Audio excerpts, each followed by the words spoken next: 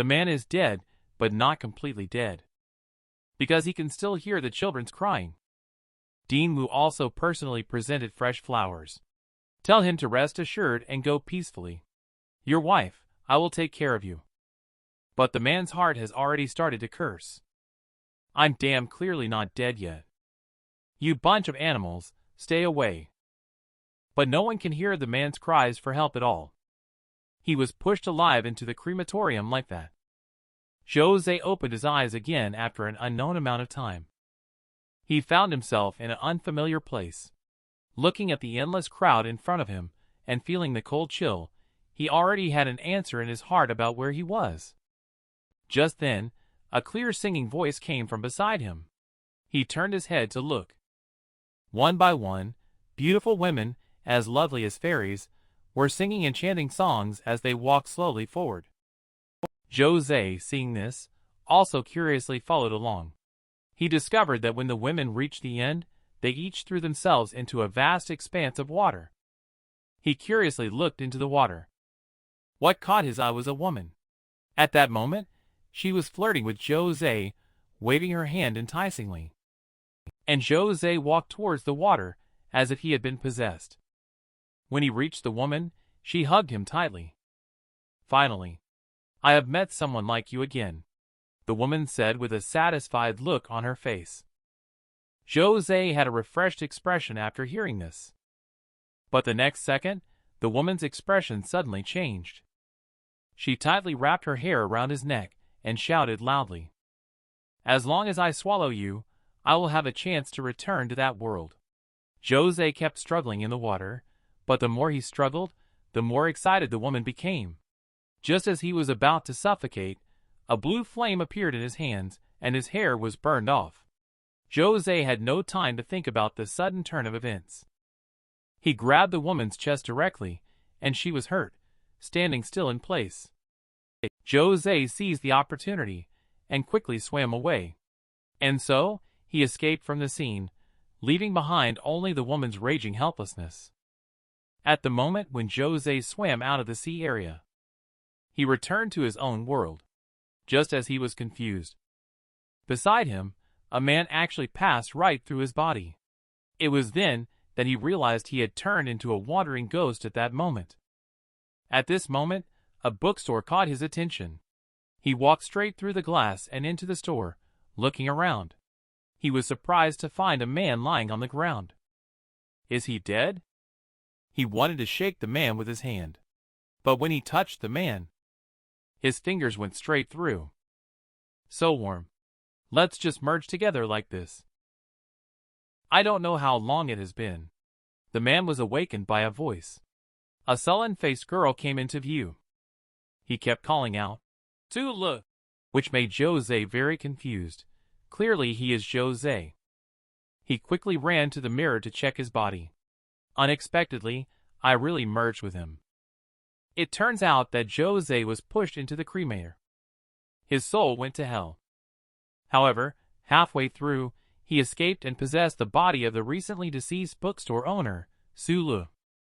Just as Zhou Ze was still pondering what was going on, the girl beside him was incessantly chattering and shouting at Zhou Ze. Impatient Zhou Ze glared fiercely at the girl. This scared the girl so much that she turned her head and left the bookstore directly. In this way, Zhou Ze was checking Su Li's information before his death in the bookstore.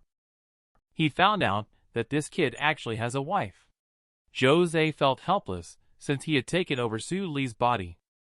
He could only act like a good person to the end. I will take care of his wife. Just at that moment, a customer came to the bookstore. This person is a handsome guy because he is the murderer of Su Li. But when he saw Su Li was still alive, he quickly admitted his mistake.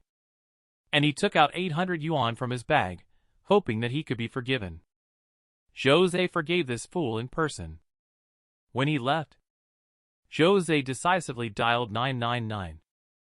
But he did not expect that he was overheard by the silly person who happened to turn back. The silly person became angry. He tightly choked Su Li, wanting him to die again. But at this time, Su Li is possessed by Zhou Ze. His hands began to turn black and lengthen. He thrust a claw towards the fool's abdomen. The fool spat directly on the spot. Zhou Ze looked at his hand incredulously. It turned out that the ability gained in hell could still be used now.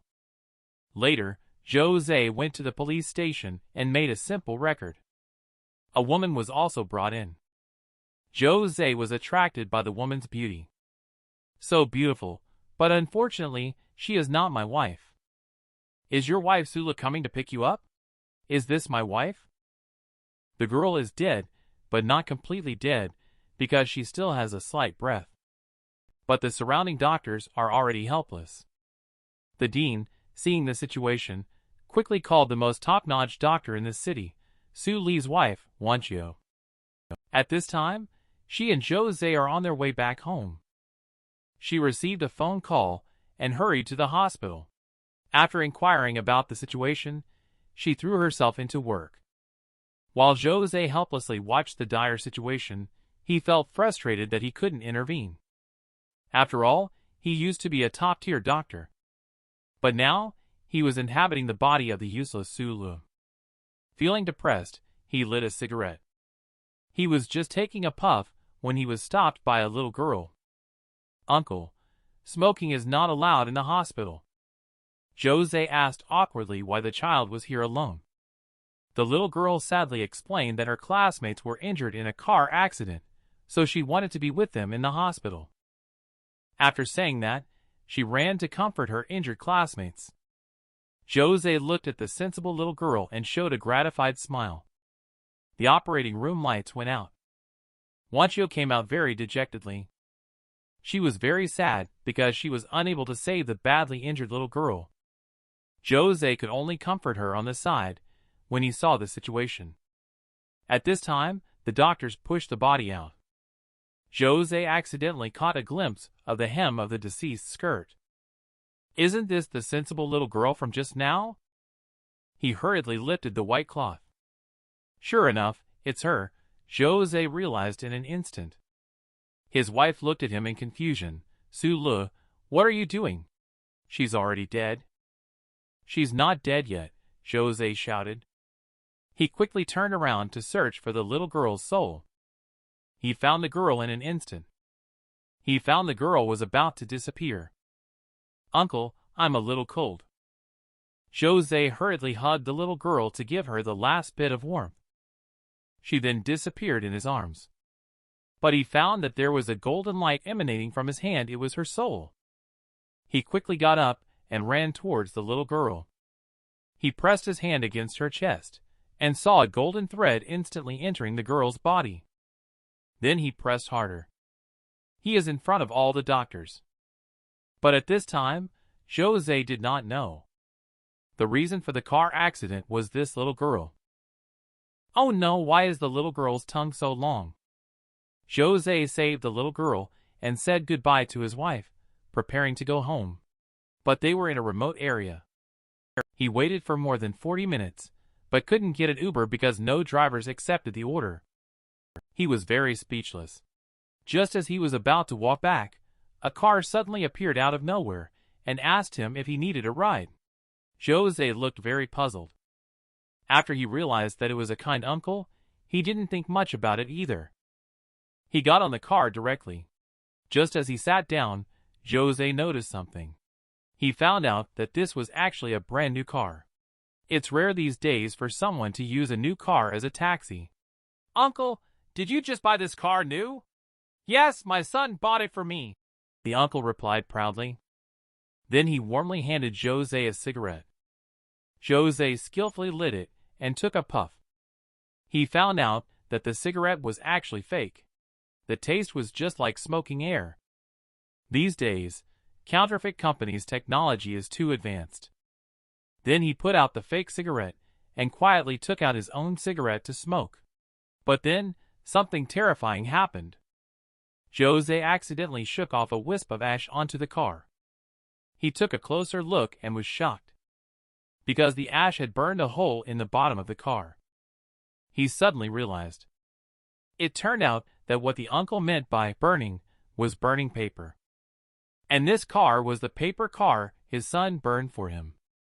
Zhou Ze, who had just climbed back from hell, remained relatively calm after understanding the situation. After all, he couldn't quite be considered human himself. It's better to avoid unnecessary trouble. Just refrain from provoking others. But at this moment, he noticed that the uncle was behaving abnormally. The whole person emitted a dazzling light, which instantly put Zhou Ze into a dizzy state. Vaguely, he saw the uncle driving, and in front of him was a moving school bus. Zhou Ze was shocked at the sight, because of the student sitting on the school bus. It was the little girl he had saved. He immediately realized that the scene at this moment was the memory of the uncle before the accident. But looking at his complexion, he didn't seem like he was driving under the influence of alcohol. Just as Zhou Ze was feeling puzzled, only to see the happy little girl on the school bus. The next second, she stuck out her long tongue. This frightened the uncle, who was at a loss. He forcefully bumped into the school bus.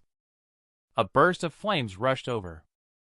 The scene in front of my eyes disappeared in an instant. Zhou Ze opened his eyes, and found himself back in his study. Damn, what the hell did I end up saving? This man is too miserable. He was pushed into the crematorium before he even died. Even though he narrowly escaped death, his soul crawled back from hell and possessed Su Li's body. He also unexpectedly gained a beautiful wife. But because it was his first time going to his mother-in-law's house for a meal, his body had an accident, and he sprayed the food all over his father-in-law and mother-in-law's faces in one breath. As a result, it led to the breakdown of their marriage, with the two of them sleeping separately at night, one on the bed and the other on the floor. Zhou Ze was thinking that his beautiful wife was right beside him. He could only look but not touch, feeling itchy in his heart. He tossed and turned in bed, but couldn't fall asleep. Feeling thirsty for it, he went to the bathroom to give himself a reward. But in the midst of his actions, he felt that the touch was somewhat unusual. Upon careful examination, he did not know when his sweetheart's 5 fingers had turned into this monstrous appearance. He couldn't figure out what was going on. He hastily recalled, could it be a retribution brought about by the girl he saved? Just as he was confused about the situation, the restroom door suddenly opened by his little sister-in-law, who was in urgent need to urinate. Unexpectedly, she encountered such a terrifying brother-in-law. She was so scared that she sat directly on the ground and screamed loudly. A golden liquid also flowed out between her legs. The commotion caused by the little sister-in-law had already alerted the entire family to hurry over. Fortunately, the little sister-in-law did not see clearly because the bathroom light was off. She was merely startled by Zhou Ze. This matter will be dropped here. Zhou Ze had a sleepless night. He walked on the road unknowingly and arrived at the place where he used to work in his past life. He walked in and was surprised to find a photo of himself who had passed away not long ago. He looked at the familiar hospital and recalled his past. He accidentally walked into the morgue, feeling a bit puzzled. But at this moment, someone suddenly appeared outside the morgue. He directly hid inside the freezer. He was just about to come out when the person left. But he didn't expect the freezer to be unusually comfortable. Having stayed up all night at home, he slowly closed his eyes. This man is a pervert. He made his deceased parents into human skin and occasionally sets up a table to invite them for dinner. While eating, he mutters, "I will turn those who can't get into the safe house into human skin to accompany you." Not only that, he also opened a noodle restaurant. Sometimes pretending to be a father placing orders, sometimes pretending to be a mother serving dishes, playing happily. What's even more coincidental is that next to the noodle restaurant is Zhou Ze's bookstore. On that day, Zhou Ze came to the noodle restaurant with his wife to have noodles. He watched as the beautiful landlady carried the noodles to the table. Zhou Ze didn't say a word and just devoured the noodles. His peculiar way of eating left both women stunned. As the landlady took away the bowl and chopsticks, she mumbled something under her breath. This made Zhou Ze involuntarily glance at her a few more times. She has a really nice figure. But his wife noticed such behavior. "Do you like this?" After saying that, she directly left in anger, but Zhou Ze didn't intend to catch up. When the boss came out to pay, he even teased the boss's wife in front of the boss. "Sister-in-law has a great figure. Ask her to come out and play with me for a bit." The boss got angry when he heard this and threw a punch as big as a sandbag.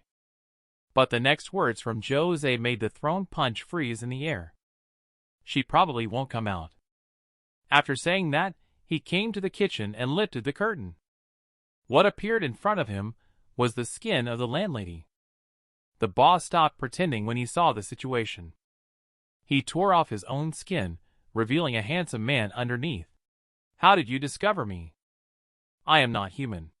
I could tell you were the same person at a glance." The man not only didn't get angry but instead burst into laughter. He said that this is the painting skill passed down from our ancestors.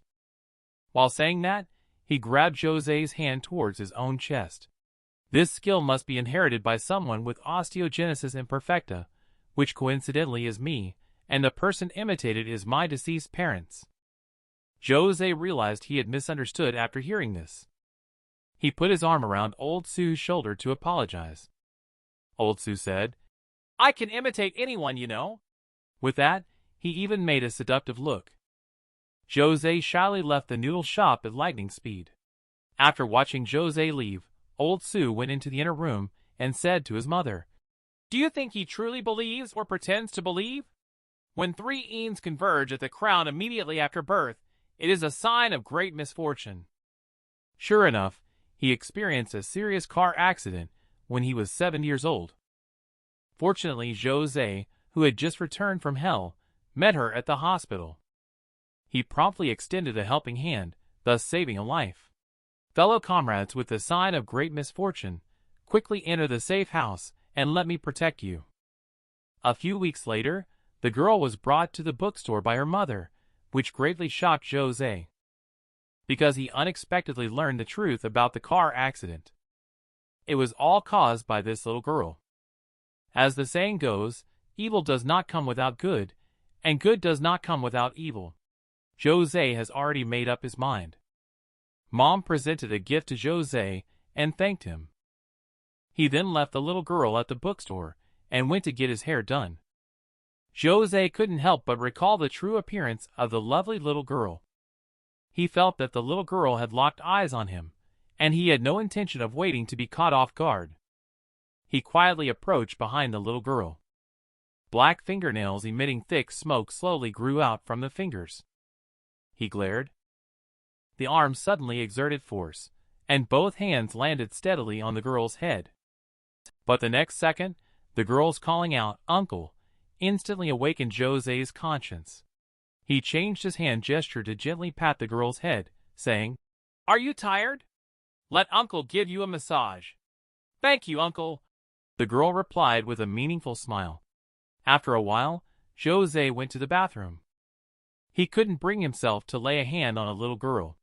He felt extremely helpless.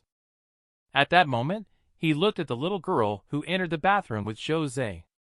He closed the book with both hands. She quietly left the bookstore. Next door, Old Su from the noodle shop is currently having a joyful meal with the parents in the painting skin. But the next moment, the parents in the painting suddenly start shaking violently, causing Old Su to feel uneasy. He looks and sees that the talismans he posted have been frozen. He lifts the curtain and steps outside, only to be met with the sight of that little girl. She opens her small mouth, and a long tongue emerges from it, accompanied by a voice. "Underworld is in order. I brought you here." The painting on the wall listened, and then the soul instantly drifted out from the skin, slowly stepped onto the path to Underworld paved by the tongue. You are actually Yama's servant in the Underworld. Su Qinglang is truly unbelievable." "Stop! Stop!" Old Su shouted loudly, as he watched his parents slowly drift away. "No! I beg you to spare my parents. They haven't done anything wrong." Su Qinglang pleaded tearfully to the little girl. But the girl just took a gentle puff. Old Su's parents were swallowed by the girl. He was very angry. But he was powerless to deal with Yama's servant in the face of the Lolita. He could only vent his incompetence and rage towards Yama's servant, shouting, "The owner of the neighboring bookstore is no good either. Why shouldn't he be taken away too? This is totally unfair." Loli, Yama's servant, looked at Su Qinglang, who was raging in frustration, without a trace of pity on her face. She continued to return to the bookstore and started reading the magic detective comic. In the afternoon, after the little girl's mother came to pick her up, Zhou Ze went to the neighboring noodle shop to have a meal. But as soon as he entered, he saw old Su sitting on the ground, drunk.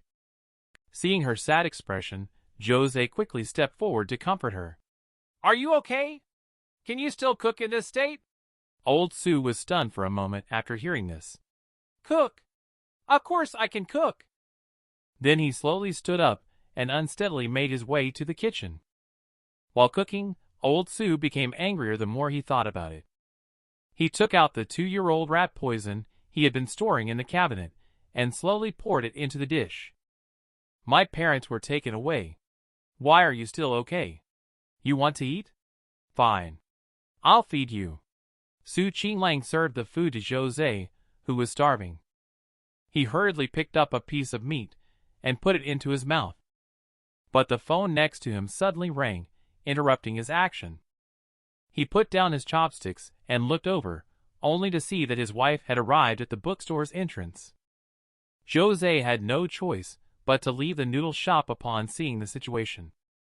Old Su saw that the plan had failed. He vented all his anger on this bowl of rice. As the bowl shattered, he realized that fortunately Zhou Ze didn't eat it, so his anger towards Zhou Ze also dissipated. Zhou Ze and his wife watched a movie after leaving. Upon returning, the two of them arrived at the bookstore late at night and entered. Zhou Ze didn't say a word and directly pinched his wife's face. After that, he directly kissed her forcefully, leaving his wife surprised. She raised her hand as if to slap him, but it slowly dropped in midair. Tears welled up in the corners of his eyes. I was instantly furious. "Why are you crying? Do you think your tears can make me feel guilty? Do you think your tears can make me stop?" I roared angrily at Wanchio. "Look at what your parents and your sister are like. In your family's eyes, I'm just a useless person. Take a good look at yourself. You are noble and aloof. You are a goddess who is beyond mortal concerns. You still sleep in separate beds with me in the bedroom." I smirked and pushed Wanchio down onto the office desk. The man lost control of his body and suddenly wanted to be violent towards his wife. But Zhou Ze doesn't want this. He doesn't understand why he can't control his own body. He looked at Wanchio still lying on the bed. Zhou Ze yelled at her angrily. "Go, leave quickly." Wanchio was stunned for a moment. She looked at Su Lu with disbelief. Just a moment ago, she had already resigned herself, feeling that she had no reason to resist Su Lu. He was her husband, and she felt that she had always been in the wrong in this marriage. Seeing Wanchio still standing there, Zhou Ze shouted loudly, "Get out of here!" Sitting dejectedly on the ground, his heart filled with confusion and incomprehension. His actions just now were not what he had in mind. He set the freezer to the lowest temperature. He lay inside the freezer at last. Zhou Ze calmed down. He looked at himself in the mirror and couldn't help but curse uncontrollably. "You, Su Lu, you damn bastard, you useless waste. You are trying to influence and control me. I used to feel sorry for you, but now I understand. You deserve this." Zhou Ze raised his fist, and with a loud bang, directly hit the mirror. The mirror shattered. Zhou Ze's palm was also bleeding profusely, and drops of blood fell into the cleaner's wash basin. On the broken mirror, Zhou Ze's face was still reflected, or should it be said, Su Li's face. Zhou Ze stood there motionless, and the reflection in the mirror, he remained still as well. But in the next moment, the person in the mirror's corner of the mouth unexpectedly revealed a strange smile. "Hey, you caught me?" Zhou Ze's eyes were filled with a black sheen. He was very angry at this moment. The stall owner opened his right hand, black nails slowly growing out. Strands of dark magic surrounded his hand. He placed his fingers on his chest, then he fiercely slammed them in. Severe pain spread throughout his body, and Zhou Ze also let out a painful howl. His whole body kept convulsing, and he couldn't help but kneel down on the ground. Zhou Ze opened his mouth. Cold sweat covered his face. None. He suddenly found himself outside of this body just as his soul shattered. Taking the risk, he tried to locate Su Li's soul, but was surprised to find that it was not there. He looked at the damaged mirror, his own reflection still the same. He waited for a long time, but the person in the mirror did not show any changes. Su Li was already dead. Is it true that everything I did to Wanqiu just now was driven by my own nature? This is impossible. Zhou Ze felt for the first time that he was so unfamiliar which one is his true self, the body or the soul. Zhou Ze left his residence. He arrived at a house called Wang's because this person was his good friend before he died. Neurology specialist at the hospital. Upon hearing that the visitor was introduced by Zhou Ze, the man invited him into his home and asked, "What can I do for you? I may have dissociative identity disorder. It seems like there is another person's personality within me. At times, that person's temperament influences my behavior, but I am usually a very self-disciplined person. I can clearly sense that some things are definitely not decisions I would make." After listening to Zhou Ze's story, Wonka asked how long this situation had been going on, and took out a piece of white paper. He asked Zhou Ze to draw the appearance of that second personality. Strictly speaking, I am the second personality. The original owner of this body was Su Li, and I am an intruder. Zhou Ze pointed to his body.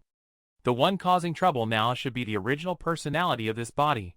Wonka's expression changed after listening. Did you kill him? And now you want the influence of another personality on you to disappear?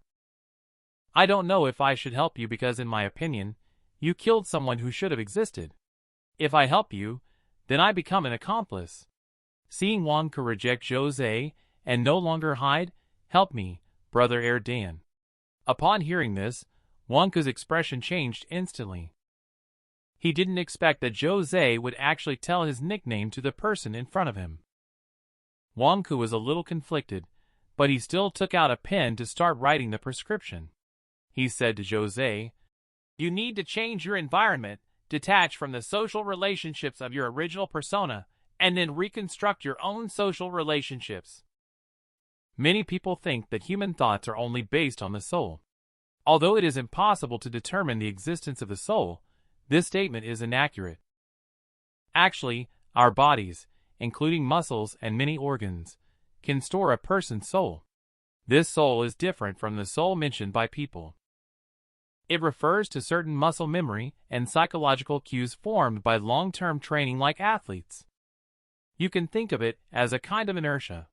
You killed the first personality, but this body has long been covered in that personality. It already has its own inertia. That's why you suddenly make inexplicable choices. The illusion of a dual personality is created because of this reason.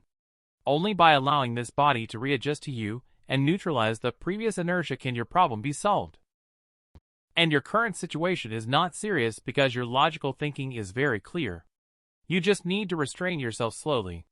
You are the most thorough case I have seen where the second personality kills the first personality, just like a perfect example of legendary reincarnation. Just as Wonka was helping Zhou Ze solve the problem, Wonka's wife suddenly brought in some tea. However, when Zhou Ze looked at the woman, her expression suddenly changed because this woman turned out to be the mother of that little girl. I said goodbye to Wonka. The couple was about to leave when I suddenly felt someone staring behind me. I looked back abruptly and saw a little girl standing on the roof of the villa. She was wearing red pajamas, holding a white teddy bear in her arms, and her terrifying eyes were fixed on me. I broke out in a cold sweat instantly. My poor brother Dan, did you offend the king of hell in your past life to have such a happy and perfect family? On my way home, I passed by a pedestrian bridge and noticed a homeless man lying below. As I walked past, he suddenly grabbed my foot. He turned out to be an old man begging for food. But I did find the old man somewhat familiar looking. Isn't this the Taoist priest who often livestreams product promotions? It's just that the Taoist priest sells ghost money for the deceased. No wonder he has resorted to begging now. I found a restaurant. I treated Lao Dao to a nice meal. On the way back, Lao Dao heard that I had opened a bookstore and insisted on giving me a fortune-telling no matter what. Didn't make any money from the bookstore, right? I thought to myself, Lao Dao's fortune-telling is quite accurate. But Lao Dao said you shouldn't open a bookstore. I feel that you would make more money if you open an underworld shop. But I don't want to deal with the dead anymore because I seem to be not an ordinary person myself now. Lao Dao took out a stack of underworld currency from his pocket and said he wanted to thank me for treating him to a meal. Is it common to use underworld currency as a thank you gift? This old man is not hoping for me to pass away sooner so that he can inherit my bookstore, is he? Lao Dao mysteriously said at this moment. Although you can't spend this money outside, there is a rightful presence on it. As long as you carry it with you, it can bring you good luck. I thought only a fool would carry underworld currency on him. At this moment, Lao Dao suddenly lifted his own clothes. He said, "Brother, don't doubt me. Look at this wound on my chest. If I hadn't used underworld currency back then, Lao Dao might have already resented the Northwest. It has come to this point, so I can only accept the underworld currency helplessly." I patted Lao Dao's shoulder, prepared to bid him farewell. However, the next moment, Lao Dao suddenly jumped up, saying repeatedly, "It's burning me to death." I turned my head and asked Lao Dao what happened. But Lao Dao said it was just a sudden urge to urinate. I looked at my right hand and didn't see anything unusual. However, Lao Dao ran into the depths of the woods at this moment, took out a burnt joss paper from his pants crotch. He opened his palm. The joss paper turned into flying ashes directly. Then he said a sentence inexplicably. "Boss, I never expected it. I actually met your fellow townsman in Tong City thousands of miles away. Su Qinglong's noodle shop has been closed for several days in a row. I had no choice but to eat takeout for several days in a row. I really miss Su Qinglong's sour plum soup. The delivery guy for today's takeout arrived on time as usual. Even during the big Chinese New Year, delivery guys are not easy. But just as I took the delivered takeout, the guy suddenly twitched his nose. There was a smell of something burning for no apparent reason. He walked straight out of the bookstore's entrance. Then he let out a big shout of, "Oh no! There's a fire!" I ran out, and only then discovered that the commercial center opposite was billowing thick smoke. Pedestrians on the street were already in chaos, while the delivery guy had already run toward the fire. I hesitated there. The fire must be severe, but it definitely won't reach my bookstore. Reborn, I didn't want to be a hero. I just wanted to live a peaceful life. But I was a doctor in my previous life. I watched the raging fire, and still ran into the cinema. In the cinema, thick smoke was billowing at that time. I saw a young man carrying an old lady coming out of the fire scene. He placed the old lady beside me, and then turned back to rush into the cinema. At that moment, I heard cries for help in the distance. Following the direction of the sound, I arrived at the corner of a staircase where two people were lying. A little boy who had fainted. There is also a man in a suit calling for help. The man in the suit weakly lifts his head and keeps saying to me, "Save me! Save me!" I see a boy lying unconscious on the ground. I decide to take the boy out first. I said to the man, "Hold on a little longer. I will come back to save you." Just as I was getting up to leave, a hand suddenly grabbed my foot as I got up to leave. I fell to the ground, and the little boy on my back also tumbled down. The man in the suit tightly held onto my foot, making it hard for me to breathe. I'm unable to do it anymore. "I can give you money. Please just save me and get me out first."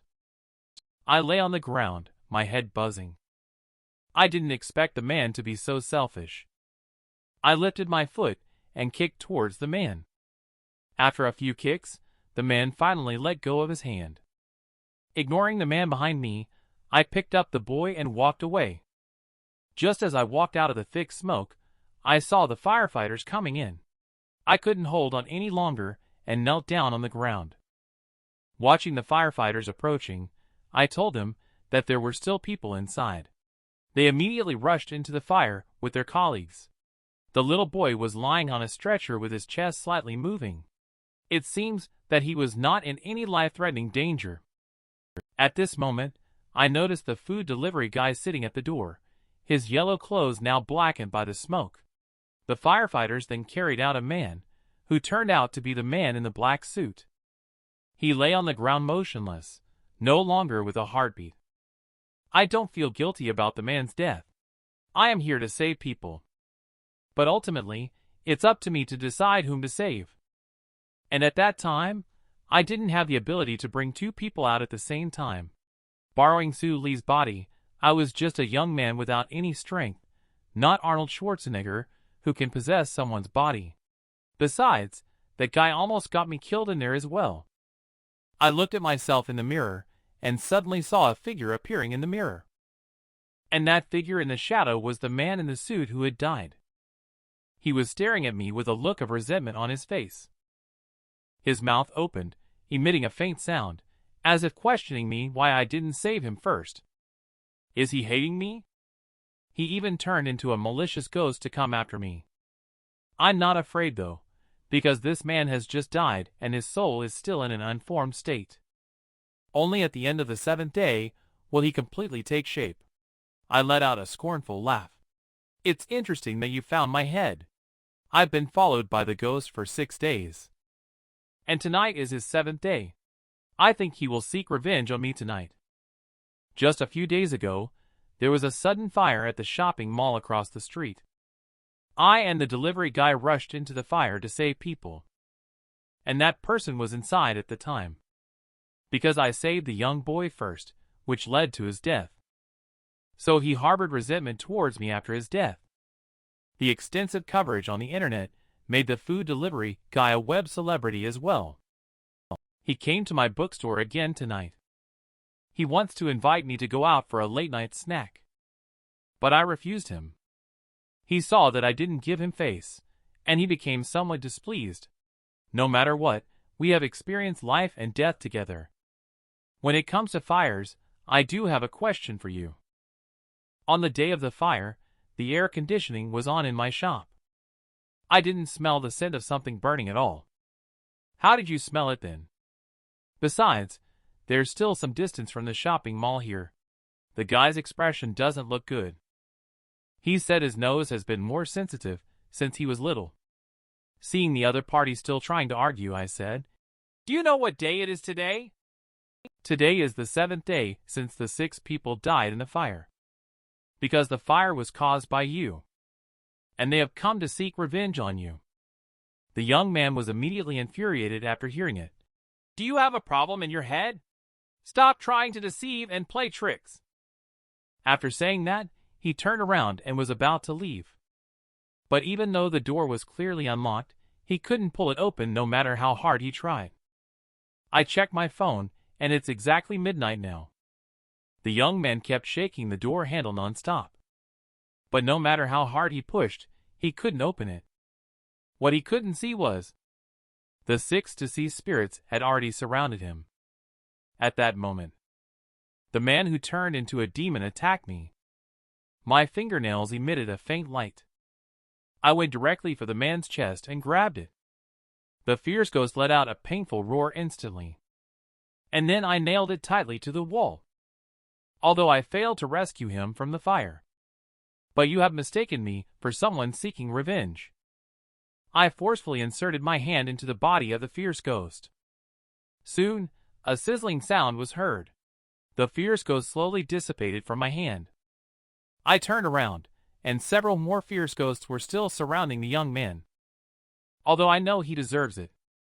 But I also don't want these spirits to be unable to reincarnate after death. However, my advice cannot make them turn back. They instead become more and more terrifying one by one. Dark and clawed hands emerge from my own hands. I don't want any deaths happening in my shop. At this moment, a voice suddenly appears. There's a way in the Netherworld, a path through the Yellow Springs. The seventh night after death is when the spirits return to the mortal world to visit their living relatives. At this moment, there are indeed 6 spirits lingering in my bookstore, unwilling to leave. They have surrounded a young man, staring fiercely at their enemy. It turns out the young man deliberately set the fire that caused their deaths. But he not only did not face legal sanctions, but instead became a heroic figure for his courageous act. At this moment, the door of the bookstore suddenly opened, and Su Qinglang walked in. He was holding a bowl of rice with 3 lit incense sticks inserted in it. As he slowly approached, the 3 incense sticks started burning rapidly. The sparkling white rice grains in the bowl gradually turned black as well, and the black mist on the 6 spirits began to dissipate. The red light in their eyes gradually dissipated. I am very happy about Su Qinglang's arrival, because I can finally have delicious food without being rushed. But he gave me a cold shoulder. It's the Lunar New Year, are you trying to scare me on purpose? I hurriedly told him the whole story. Su Qinglang finished listening and bowed apologetically to the 6 people. Today is the 7th day after someone's death, when their spirit is believed to return. Everyone should go back and see their own family members. They must be waiting for you at home right now. I will give you an explanation about what happened here. After hearing Su Qinglang's promise, the spirits one by one passed through the glass and left directly. I took the young man who had already been frightened to unconsciousness to the police station. When I came back, it was already the next morning. I came to Su Qinglang's noodle shop. I am prepared to have him make me some food. But at that moment he said to me, his parents are gone. I understand what he meant. His parents have long been deceased. What remains by his side are the spirits of his parents. Were they discovered and taken away by that little girl? I remember ever since the little girl came. Su Qinglang started to drink excessively all day long. Su Qinglang was somewhat unwilling and didn't understand. Why did that little girl only take away his parents? But she didn't take me away. Su Qinglang and Dao know my identity. That little girl is an enforcer of the underworld, with a tongue stretched into a guide for the departed. The deep throat grants passage to the Netherworld. They wander in the mortal realm, purging the roaming spirits of the mortal world. After all, people have their paths in the mortal realm. Ghosts have their bridge of forgetfulness. I'm a bit skeptical if that little girl is an enforcer from the underworld.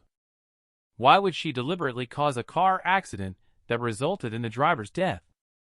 I pointed at myself and said to Su Qinglang, just because she didn't take me away, but took away your parents, so you hate me? Su Qinglang nodded silently. I looked at the almost finished noodles in the bowl. He shouldn't have poisoned it, right? But neither of us could understand why that little girl didn't take me away. Could it be because I once saved her in the hospital? I left the noodle shop and returned to my own bookstore. There were 5 stacks of paper money on the table in the lobby. It must have been left by those 5 unjustly deceased individuals. The old Taoist also gave me a stack of paper money back then. He said it can accumulate hidden virtues. The paper money feels smooth to the touch, like silk. Do I really want to change the bookstore to underworld shop and do business with the spirits of the underworld? If ghost money can be used normally, then it might be worth considering. After all, it seems like I don't have much business during the day now. Customers only come in the evening. I worked all night and didn't get a good rest. I walked to the refrigerator to get some rest. But just as I opened the refrigerator door, I was almost scared to death. There was a little girl lying in the refrigerator, her eyes tightly closed. She seemed to be in a deep sleep. Her hands were crossed on her chest. She looked very peaceful and cute. I didn't expect this little girl to sleep in my freezer if her tongue didn't get so long. She is an underworld enforcer. But she has possessed a little girl's body. She is still lying inside the freezer where I sleep. My hands couldn't help but tremble. Could it be that she wants to take me back? She is an underworld enforcer. But she has possessed a little girl's body. She is still lying inside the freezer where I sleep. My hands couldn't help but tremble. Could it be that she wants to take me back to hell? The little girl opened her eyes. Her pupils were very deep, no longer the clarity and simplicity of her previous appearance. She sat up suddenly and said to me, "Aren't you cold lying here?" But before I could say anything, she continued, "Oh, I forgot, you're not human. Carry me out." I carefully carried the girl out of the freezer. I don't know how she crawled in there in the first place. She was staring at me with those profound eyes, repeating, "You are very good." Very good. I don't know how to reply to her. After all, she is a being like black and white impermanence, an enforcer of the underworld in the mortal world. I'm leaving. Little Lolita turned around, her back facing me, her hands crossed behind her back, looking like someone accustomed to being in a high position. "Do you want to take my place?" The little girl's question suddenly made me stunned. What did she mean? Does she want me to take over her as the enforcer on Earth? Although I saved her once, it's not worth her being so nice to me. You should know that the death of the driver is also related to her. And Su Qinglong's parents were also swallowed by her. I look at the girl and ask, "Are you serious?" "You can refuse." The girl looks at me with a sullen face. "Then I will take you back to hell." Is this a multiple choice question? This is clearly a fill-in-the-blank question. If you disagree, just kill me directly. I am no longer hesitant and have no choice. The girl turned around and walked up to me, asking, "Am I being silly this way?" You are very cute." But just at this moment, the girl's face became extremely gloomy. She reached out her small hand and pulled me toward her directly. At this moment, my nails quickly turned black and grew longer. I instinctively wanted to resist, but her hand suddenly stopped in front of my eyes. A meaningful smile appeared on her lips. "Do you know that showing anger and resistance in front of me is a foolish act? Don't think you are invincible just because you have died once. It's all because you were lucky. You only walked a short distance on the road to the underworld before leaving. You haven't experienced the pain and torment of the journey through hell." The little girl spoke loudly. That kind of torment can make everyone who thinks suicide is liberation regret deeply. To choose to stay alive is better than seeking death. This is by no means an empty phrase. Do you know why I chose you? Because you are very clever. Or you could say, you are very calm. You understand moderation. The underworld is orderly. Many people have immigrated illegally for various reasons, but you are the most self-disciplined person I have ever met. As for the real reasons, I don't want to tell you. I chose you because I believe you won't cause major trouble for me. The guy in Rome City is not like that. He clearly sneaked back and still wants to show off his abilities in the mortal world. When I heard the girl mention it, isn't that old Taoist from Rome City? I wonder how he's doing now. The girl placed her hand on my hand. A sudden surge of searing pain came over. I opened my palm and found a black sigil in the center of it. The little girl looked at me solemnly. The underworld is in order, and the yellow springs are passable. Send down those who should go, and directly eliminate those who should be destroyed. Of course, you can also draw your sword to help when you see injustices on the road. However, the cost will need to be borne by you. After she finished speaking, I hurried to her side and cautiously asked, "Is this job so dangerous? Is there a salary?" Once a Taoist priest told me that running a bookstore doesn't make money. He suggested that I open an underworld shop, specializing in dealing with the deceased. But I sneered at the idea. What's the use of earning ghost money that can't be spent? But the little girl in front of me also told me that it's hard to make money from the living these days, So why not earn money from the dead instead? But how can you spend money earned from the dead? The little girl gave me a white look. Let me give her some joss paper. She took the joss paper and counted them. You earn quite a bit. I came with her to the street outside the bookstore. The girl took the lighter and lit the stack of joss paper directly. The joss paper quickly burned out, and the ashes glowed and dissipated in the wind. The girl squinted her eyes slightly and said, "Okay." I stood in the wind feeling disheveled for a while. Could it be that they are burning the silver for me in the underworld in advance? A big-bellied man is walking past us at the moment. His wallet has fallen on the ground, but he is completely unaware and continues to walk forward.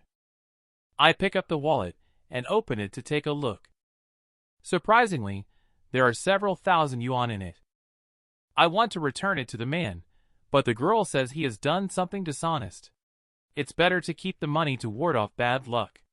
You can accept it with peace of mind. It seems like the business at the underworld shop can still be carried out. In the future, if you need money, just burn some joss paper at the door, and someone will directly deliver money to you. Su Qinglang suddenly walked in at this moment, holding a big bottle of plum soup. But when he saw the little loli sitting there, his whole body staggered, the bottle in his hand fell to the ground and shattered. Whose girl is this? So cute. Su Qinglang laughed awkwardly and said, "The little girl just said one word lightly. Go away." Su Qinglang's face looked a bit ugly, but he didn't dare to say anything. He turned around and left the bookstore directly. Do you think I'm being unreasonable? The little girl raised her head and glanced at me. A little bit. I'm just being honest. Then let me tell you, the death of the driver was just because I was bored on the school bus at that time. And then I intentionally revealed my true identity as a joke. Do you think it's even more excessive? The little girl tilted her head and looked at me with a silly and cute expression.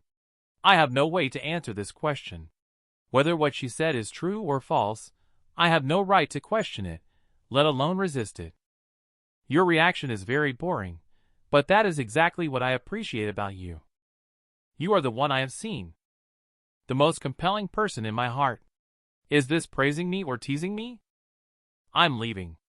The little girl is lying on the desk and looks like she is about to fall asleep. But I still have unresolved issues. I hurriedly asked her if she had any suggestions for improving eating and sleeping habits.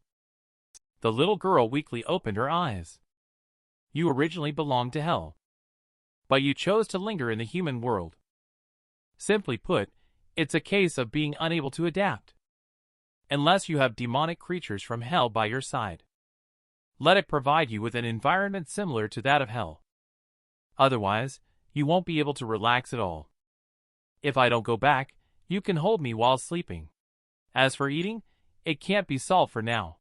After saying this, the little girl had already passed out on the desk and fell asleep. Did she just leave like that? This is too low-key.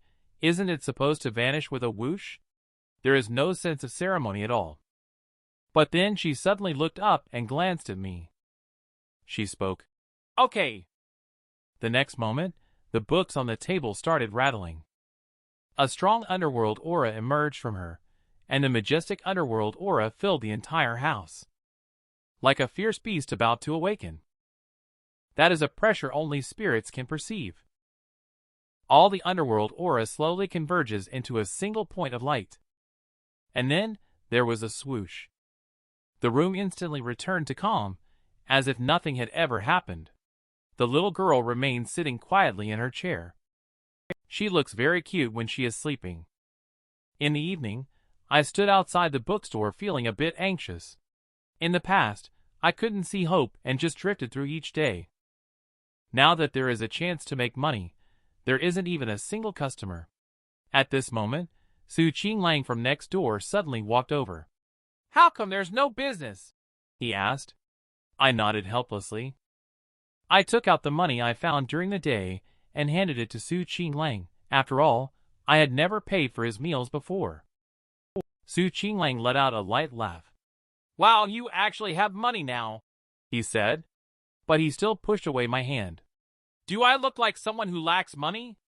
I'm a rich and handsome man with over 20 properties. However, I need to return to my hometown recently. A relative is getting married and wants me to help.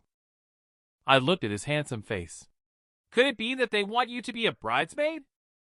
You shut up, or I won't cook for you in the future. My parents have passed away. I have to live my own life. Maybe I will have a girlfriend in the future, and I have planned my own wedding since I was a child.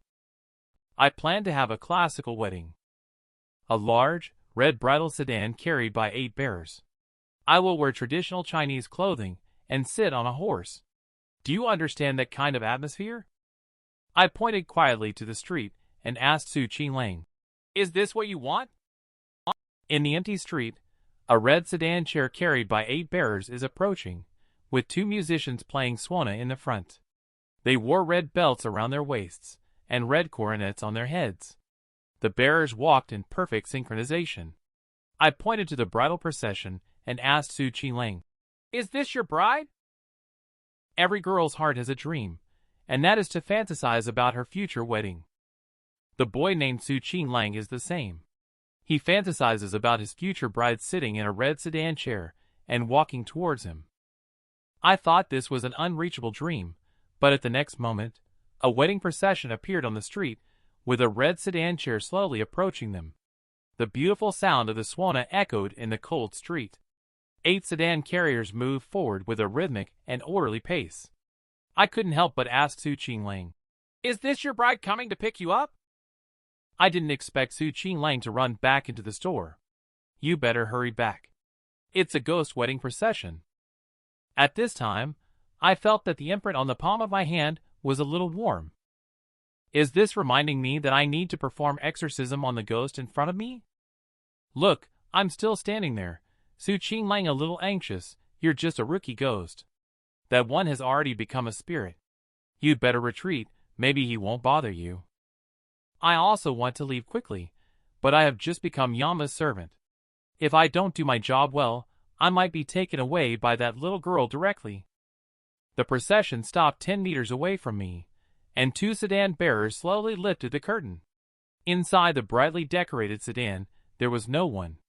One of the bearers came to me and bowed with some respect, saying, "My lady heard about your promotion and sent us to congratulate you." His handsome face was fair-skinned like a paper person sold in a paper store. Su Qinglang, I can't believe you've actually become Yama's servant.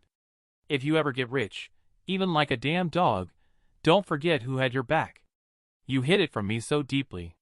At this moment, the suona player bowed again, saying, "Master, there is something I would like to ask for your advice." Before I could say anything, Su Qinglang started boasting, saying, "Go ahead and tell me what you need. From now on, this area will all be under my jurisdiction. Madam ordered us to come and pick up the task, and she wants us to bring back a man to marry into the family. It is said that this man owns over 20 houses, which perfectly matches Our Lady's high status. May I ask if the task provider knows the whereabouts of this person?" I was stunned in place after hearing this. I turned to look at Su Qinglang. His face was somewhat pale, cold sweat already streaming down. A smile crept onto my lips. This Su Qinglang, always boasting about his dozens of houses. Now he's met his match. Someone sent Yama's servant directly to propose marriage. I paid no attention to the cold sweat flowing from Su Qinglang. Then I smiled and slowly extended my index finger, pointing at him. Su Qinglang cursed me 800 times in his heart immediately. 2 sedan chair bearers walked up to him.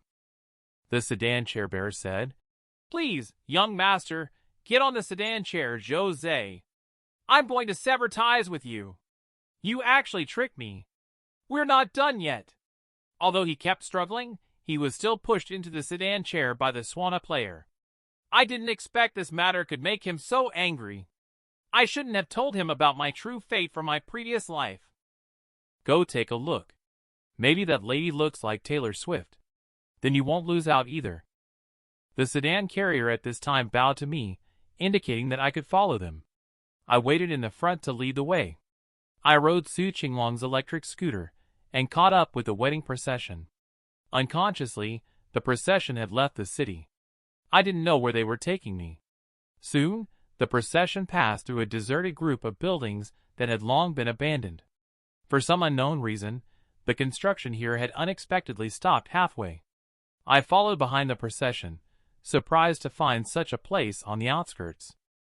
Suddenly, everything became clear before my eyes. The once dark and desolate area was now brightly lit and decorated.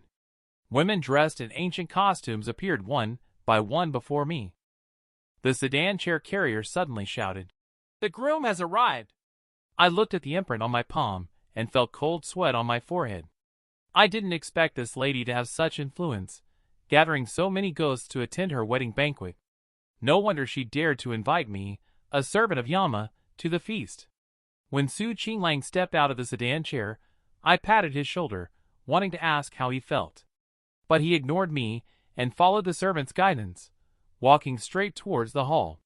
The hall was decorated with a large red carpet, and a woman in a red wedding dress stood quietly there. She extended her hand, inviting us to take a seat. The woman's voice was somewhat pleasant, although I couldn't see her face clearly, but I imagined she must be a beauty. I looked at the food on the table, but didn't start eating. But Su Qinglang was unapologetic, constantly pouring himself more wine. He probably felt that even if he was going to die, he should eat and drink his fill. He saw me still sitting there, and Su Qinglang was a bit puzzled. "Why are you just sitting there? Hurry up and eat. It's delicious, even tastier than what I made myself," he said. After saying that, he kept feeding me the dishes. Even Michelin-starred chefs cannot make such delicious food. I couldn't help but sweat as I looked at Su Qinglang. Can it be that this guy has never watched a ghost movie? I looked at the ghostly lady sitting across from me and asked, "May I inquire how these dishes were prepared?" The ghostly lady raised her delicate hand with a smile and said, "Oh, you're too kind. This wine is brewed from the urine of passers-by, and these dishes are crafted from the freshest snakes, insects, rodents, and ants, cooked with great care." When hearing this, Su Qinglang's face instantly turned as red as a pig's liver. He immediately started to vomit uncontrollably with a wow sound. I couldn't help but let out a sigh. This child is still very young. The boy was asked to be a groom by a female ghost just because he was too handsome. The reason was actually a casual remark he made when he was a child. Su Qinglang once said to his friends when he was young that if a female ghost was as beautiful as Taylor Swift, he would marry her. I glanced at Su Qinglang. I didn't expect this guy to be so precocious. However, if the female ghost is just getting married, there is no need to invite me, a servant of Yama, to come over. It turns out the female ghost's surname is Bai. She was born in the Daoguang era 200 years ago. She was the daughter of a scholarly family, but unfortunately, she had a short and tragic life as she passed away unexpectedly before getting married. Because she had once sheltered the common people during her lifetime, the people built a temple in her honor. For the past 200 years, she has finally completed her spiritual practice and is about to enter the cycle of the underworld. However, she cannot let go of her physical body because her body has long been nourished by the underworld aura, and there is a possibility of it decaying. Therefore, she wants me, a servant of Yama, to help take care of it. The ghostly lady said I just need to burn the corpse with bamboo during the next evening festival, so I agreed to help. The ghostly lady bowed gracefully to me in courtesy. In a trance, I saw her beautiful face. The next moment, everything before began to slowly disappear. Su Qinglang and I appeared in a barren land, where 2 shovels were quietly placed on the ground. I think Miss Bai's body must be buried here. Before dawn, they finally dug up an ancient coffin. I took out my phone and saw that the ghostly lady was quite pretty. She was dressed in a white dress with long hair cascading down her shoulders. Her face looked dignified and beautiful, and her body lay quietly in the coffin as if asleep. I said to Su Qinglang, "You've lucked out with this beautiful wife. Why don't you hurry up and take her out?" But as Su Qinglang lifted the female corpse, a chilling energy spread throughout his body. Su Qinglang stood shivering next to the body, which exuded a strong, baleful energy. This was clearly the rhythm of turning into a zombie. I walked to the edge of the embankment and felt a chill. It seemed that the ghostly lady naturally loved beauty, and had been nourishing her own body. It looks like only I could personally take action. As soon as I lifted the female corpse, I found that streams of baleful chi were absorbed by my fingernails. My black fingernails unexpectedly started to grow longer. This cold feeling is more comfortable than lying in a freezer. After returning to the bookstore, I placed the female corpse inside the freezer. Her body kept emitting baleful chi. I extended my fingers to absorb the baleful chi. Blood-red patterns appeared on my originally black fingernails. The appearance looked quite nice. Su Qinglang once said that if the baleful chi in a corpse is stimulated, it will turn into a zombie. However, as long as I absorb her baleful chi every day, I should be fine. The next day, I was having a meal at Su Qinglang's noodle shop. The traffic police suddenly called me. It turned out that Su Li's uncle had a car accident. I hurried to the hospital, and as soon as I pushed open the door of the ward, I saw Wanqiu standing by the hospital bed. Wanqiu glanced at me and said nothing. I went to her side and said thank you to her. Wanqiu unexpectedly turned around and left directly. It seems that she still holds a grudge against what happened that night. After visiting uncle for a while, I then prepared to leave the hospital. I didn't expect to run into her outside again. Wanqiu saw me about to leave and decided to take me back. Is she expressing reconciliation in a veiled way? After all, my current identity is her husband. I walked into the bookstore with Wanqiu, but I found Su Qinglang still here. His face looks a bit unpleasant, as if he is a little scared. At this moment, there came the sound of pitter-patter on the stairs. It was the delicate footsteps of a woman. The female corpse unexpectedly came back to life. She slightly bowed her body. She softly said, "You're back." I dug out a female corpse from the coffin. I put her in the freezer in the shop. However, to my surprise, the next day I brought my wife back to the shop. I found that the female corpse had come back to life. The female corpse stood there quietly. She smiled faintly at me and said, "You're back." I looked at the female corpse in front of me with a daze. It wouldn't be good if Wanqiu misunderstood. But after the woman greeted me, a smile appeared at the corner of her mouth. She looked at Wanqiu with a playful look and noticed Wanqiu's cold expression. She coldly said, "Hello." I pulled Su Qinglang beside me and kept explaining to Wanqiu that he is the owner of the noodle shop next door and also my good buddy. I pointed to the female corpse behind me and said to Wanqiu, "That's Su Qinglang's lover." Su Qinglang was stunned for a moment. Without waiting for his reaction, I pushed him with my right hand. Su Qinglang stumbled and leaned on the body of the woman. He looked at Wanqiu across from him. Su Qinglang stuttered a bit when speaking. "This is my lover. Her family name is Bai, and she is called Bai Suzhen." After saying Su Qinglang, he couldn't help sneezing. "Wife, you are so soft, I like it so much." I took the opportunity to grab Wanqiu's hand while Su Qinglang was speaking. I really took her out of the bookstore. Su Qinglang behind also wants to follow Su Lu. I want to give you a few sets of houses. Wait for me. The female corpse did not move, standing quietly next to Su Qinglang. But Su Qinglang felt a chill swirling around his neck, as if as long as he took another step, he would fall into the abyss. Su Qinglang wisely stopped and joked towards his wife. "Don't be angry. How could I give houses to Su Lu? I will save them for our children when our country allows up to 20 children per family." On the other side, I didn't have time to explain to Wanqiu. I directly sent her back to the car and told her to leave quickly. Without waiting for her to speak, I quickly closed the bookstore's door. My face looked a bit dark. Black nails emerged from my hands. "You're back again." The female corpse still stood there gracefully, but the playfulness in her eyes. But it's even clearer than before. I reached out, pointing at the female corpse. roll back to the second floor, and lie down obediently. Whether I can beat you or not, fill the hole first before we talk." Just as Su Qinglang was about to slip away, the female corpse suddenly reached out to grab him. At that moment, a bronze mirror appeared in Su Qinglang's hand.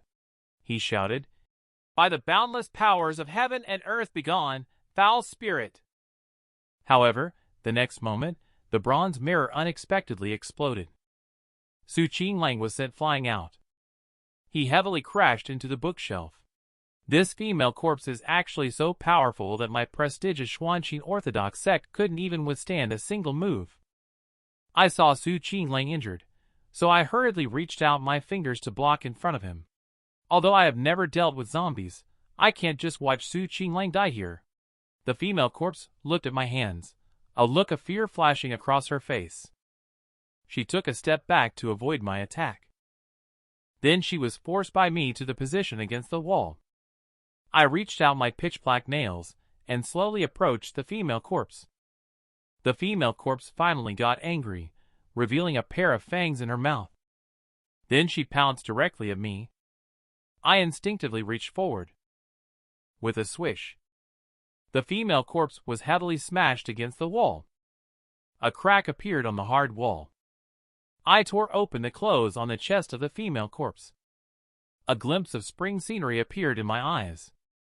Su Qinglang stood on the side, gaping in astonishment. He didn't expect my claws to be so fierce. However, when I was about to strike again, the female corpse unexpectedly burst into tears, covering her face with her hands. Tears glistened in her eyes.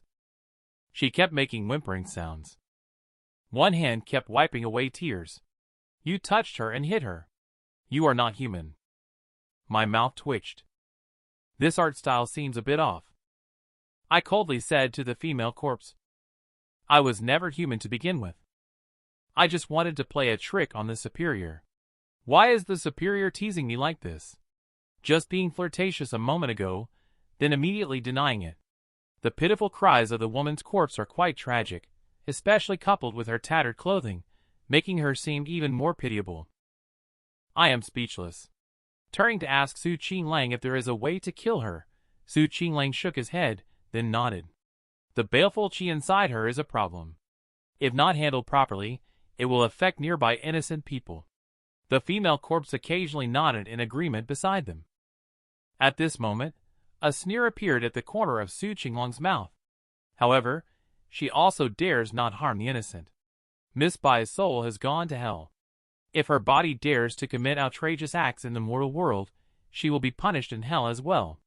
So she can still be killed. Seeing this, the female corpse quickly begged for mercy from me, saying, "Please don't kill me. I am not a bad person. I was just born from the body of Madam. Spiritual wisdom will not harm the innocent." I look at the female corpse in front of me. "What did you mean just now? Are you playing with me? Or is it because I am too young and inexperienced? Just became Yama's servant with no experience at all, that's why I agreed to Miss Bai's request." I looked towards Su Qinglang. Is there really no way to control her? Su Qinglang thought for a moment. He said that as long as he extracts a strand of her zombie soul blood, he can control her. However, this requires her to willingly give it to you. The female zombie suddenly looked towards Su Qinglang. Her eyes were filled with intense hatred, as if Su Qinglang was her archenemy. I crouched down and looked at the female corpse in front of me. A pair of pitch-black demon claws swirled in front of the corpse's eyes. Either die or give up the soul blood, it's your choice. Have you ever seen such a beautiful zombie before? She was flirting with her boss early in the morning. She even said with a serious face, "Oh, you're responding." Zhou Ze is a little nervous. After all, he hasn't been with a woman for so many years. Although the woman in front of him is a zombie. Just yesterday, Zhou Ze absorbed the soul blood of this female zombie. He became her master. Unexpectedly, the next day Zhou Ze just woke up. She started to fiddle with him, whimpering. Fortunately, Zhou Ze is not a decent person. He pretended to be uninterested and pushed the female corpse away. However, what Zhou Ze did not expect was that this female corpse turned out to be a chatterbox. She kept flirting with him incessantly. It seems that being confined in the coffin for too long had driven her crazy. Finally, Zhou Ze couldn't take it anymore. He directly tossed the mop to the female corpse, saying, "Since you can't stay still, then get to work. Clean up the bookstore properly." Miss Bai's physical body. Oh, now Zhou Ze has given her a name, calling her by Ying. She obediently crouched on the ground, working diligently. But Zhou Ze couldn't stand it on the side. Isn't she blatantly seducing me with her naked body? So wait for Bai Ying to finish cleaning the bookstore. Zhou Ze then decided to take her to buy some clothes. He intentionally had her dressed like this in the bookstore. I guess no one would pay attention to reading anymore. By the time they finished shopping for clothes and came back, it was already dark. Ying was humming a little tune happily while carrying the clothes. It seems that whether it's a woman or a female zombie, they can't resist the desire to shop. At this moment, Zhou Ze suddenly realized that he had come to the residential area where he used to live before returning to the house he had lived in before. On the ground was the familiar pot of orchids. Zhou Ze lifted the flower pot and found the keys still lying underneath. Upon entering the room, he was surprised to find that the furnishings inside were exactly the same as they were when he was alive. Zhou Ze was puzzled. This is just too abnormal. He has been dead for over half a year. How come the new homeowner is still keeping the dead person's belongings? Moreover, every piece of furniture inside the house is spotless. It looks like someone is cleaning regularly. At this time, Ying said she wanted to take a bath after all she had been shopping all day and was quite tired. Zhou Ze originally planned to refuse, but considering that women love cleanliness, and she had been lying in a coffin for 200 years, and was now working for free right after coming out, he let her go ahead. Zhou Ze suddenly heard the sound of unlocking the door from outside. Could it be that the owner of this house has returned? However, to Zhou Ze's surprise, when the door opened, he was somewhat surprised. Because the person who came was unexpectedly Wanqiu. She saw Su Lu appearing here, and panic filled Wanqiu's face. Because she is Su Li's wife in name only. But here is Zhou Ze's former residence where she bought Zhou Ze's house, and has been cleaning the rooms here. She couldn't let go of Zhou Ze in her heart. After Zhou Ze got married, she really refused to share a room with Su Lu. And now, all of this has been discovered by Su Lu. Wanqiu doesn't know how to explain. At this moment, Ying suddenly walked out of the bathroom. She was wearing only a bathrobe, her cute little face looking at Zhou Ze. The air in the room suddenly quieted down. Zhou Ze felt a bit of a headache. Despite being currently identified as Su Lu, he was with his employee, while Wanqiu, as Su Li's wife, was mentally cheating on him. Wanqiu, however, was unaware that the former Su Lu had already died. He took Wanqiu's hand and walked out of the room, deciding to go to the hospital's operating room. Using his proficient medical skills, he intended to tell Wanqiu that he was Zhou Ze, not Su Lu. Driving skillfully on the highway, Wanqiu suddenly pointed to a car on the opposite side and asked if it was driving in the wrong direction. On the other side of the barrier, a truck was heading towards the car that was driving in the wrong direction. Followed by the harsh sound of brakes screeching, a car accident happened right before their eyes. Zhou Ze's face turned extremely unsightly. It was just like how he was hit and killed in the past. He looked at this scene and suddenly had a splitting headache. His mind was filled with scenes of when he had a car accident, stirring up his most unwelcome memories of the past. As a doctor, Wanqiu had already run over. The truck driver was holding his bleeding forehead with one hand while cursing continuously. "Are you sick? How dare you drive against traffic on the highway? If you want to die, don't harm others." In the sedan, two people had already fainted. It seems they had lost consciousness. Zhou Ze and Wanqiu lifted the two from the car, but both of them had already stopped breathing. But the truck driver kept driving non-stop. Zhou Ze turned the woman's body over and found many external injuries on both of them, most likely from the car accident. However, the back of their heads had some depressed skull fractures, as if they were caused by a hammer wrapped in cotton fabric. Wanchio suddenly understood. Are you suggesting that they were already dead before the car accident? Two people who had already died were placed in a car driving in the opposite direction, pretending to be a car accident. Zhou Ze looked coldly at the truck driver. That's a good idea to use a car accident to cover up the cause of death of the two people. The driver's face, however, revealed a smile. He spoke into his phone. Boss, encountered a few meddlers. I'll be late returning. Need to deal with them first. Is this man crazy? He actually forced his wife to have an affair. Sula shouted loudly at Wanchio. No, you must continue to have an affair for me. Wanchio stood frozen on the spot. How could a husband force his wife to have an affair? She didn't understand what Sula meant. Just now Wanchio has already confessed to Sula. I have feelings for another man in my heart. I feel sorry for this marriage. Because the person she loves in her heart has always been Zhou Ze. Although it's just an emotional affair, it's still her fault in the end. And now that Zhou Ze has passed away, Wanchio has decided to explain things to Sula. One is that they are officially getting divorced, and she will compensate Sula with 1 billion in cash. If Sula wants to continue this marriage, then she will try her best to forget the man in her heart.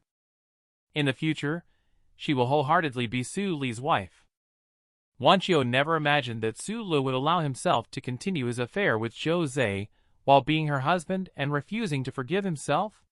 Ying on the side is already laughing so hard that her face turned red. Is the boss seriously trying to cuck himself right now? But Zhou Ze is also feeling miserable at the moment.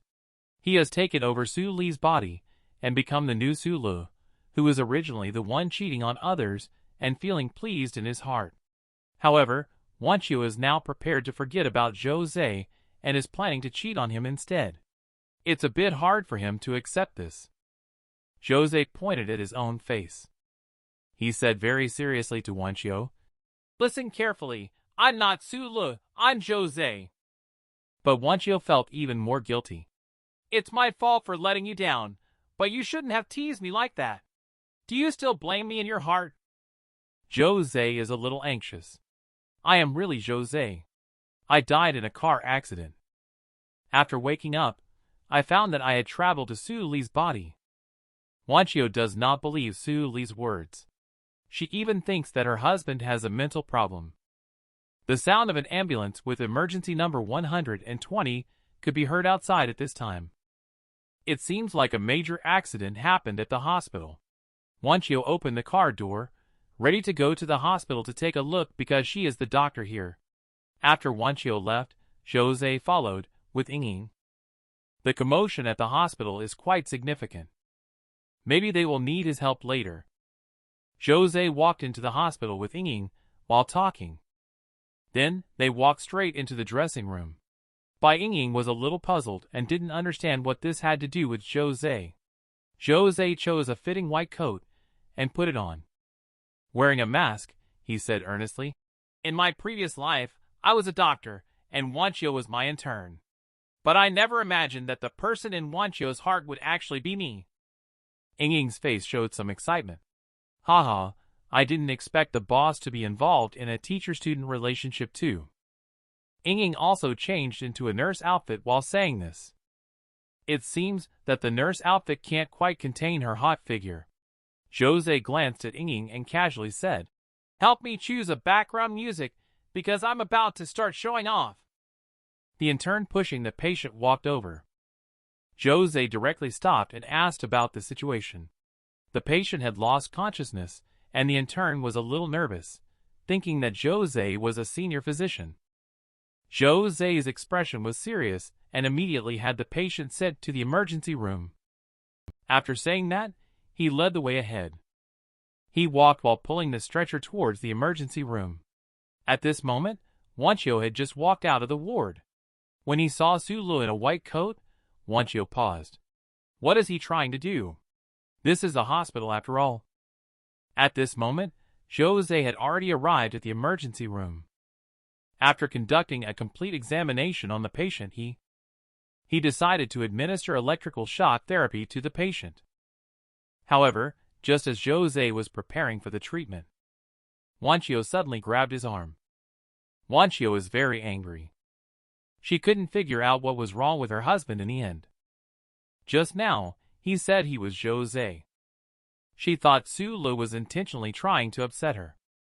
But now, he is actually playing with the patient's life. She will never allow such a thing to happen. At this moment, Zhou Ze didn't have time to explain to Wanqiu. Step aside. He shook off Wanqiu's hand and looked at her firmly in the eye. He said to the nurse, "Get ready to administer some." Wanqiu's body trembled, a familiar scene, a familiar tone. In her eyes appeared the man whose principles lay deep in her heart. It was him, Zhou Ze. Scenes from the past flashed through Wanqiu's mind. Zhou Ze had once taught her that the hospital was not a place to slack off. As a doctor, they are racing against death. They have to race against time to save every patient. She watches that busy figure on the operating table. Wanqiu's eyes show some excitement and disbelief. Zhou Ze saw Wanqiu still standing there and asked, "What are you still standing there for? There are so many patients outside. Why aren't you going to help them right away? If you want to cry, wait until after work to cry at home." Wanqiu's tears flowed down. Zhou Ze used to say this to himself in the past as well. Tears filled her eyes. "Is it you, Zhou Ze?" She rushed to Zhou Ze's side. She tightly hugged the man. "I died, and then I came back to life. But I became someone else's husband. I thought I would be with Wanqiu like this. My death was not an accident. But it was done by Su Lu. Just now." A man suddenly walked in from outside. "I'm here to pick up my dad, who is being discharged from the hospital. Judging by his age, he should be Su Li's cousin." I stood up and walked over to his side. I asked about Uncle's health condition. My cousin laughs a bit unnaturally. "Brother Lu, you see, my dad needs at least 2 months of rest to recover from this illness. Can you lend me some money? I already paid for your dad's medical expenses. Besides, I'm not a bank. I don't have money to help you with your girlfriend." However, my cousin is quite persistent. "You are being quite unreasonable. I helped you settle the last issue. I am feeling a bit at a loss." Cousin lowered his voice at this moment. "Bro, I'm telling you, that driver will keep it a secret for you. Unless he's out of his mind. He would only turn a traffic accident into a murder case. However, Brother Lu, you still have to give them some hush money." At this moment, I hadn't reacted yet. I don't know what he means by driver. "Brother Lu, you are not right. Do you want to burn bridges after crossing the river? Let him go and collide with a doctor surnamed Zhou." When younger brother's words are heard. I sometimes can't control my body. All of this is simply ridiculous.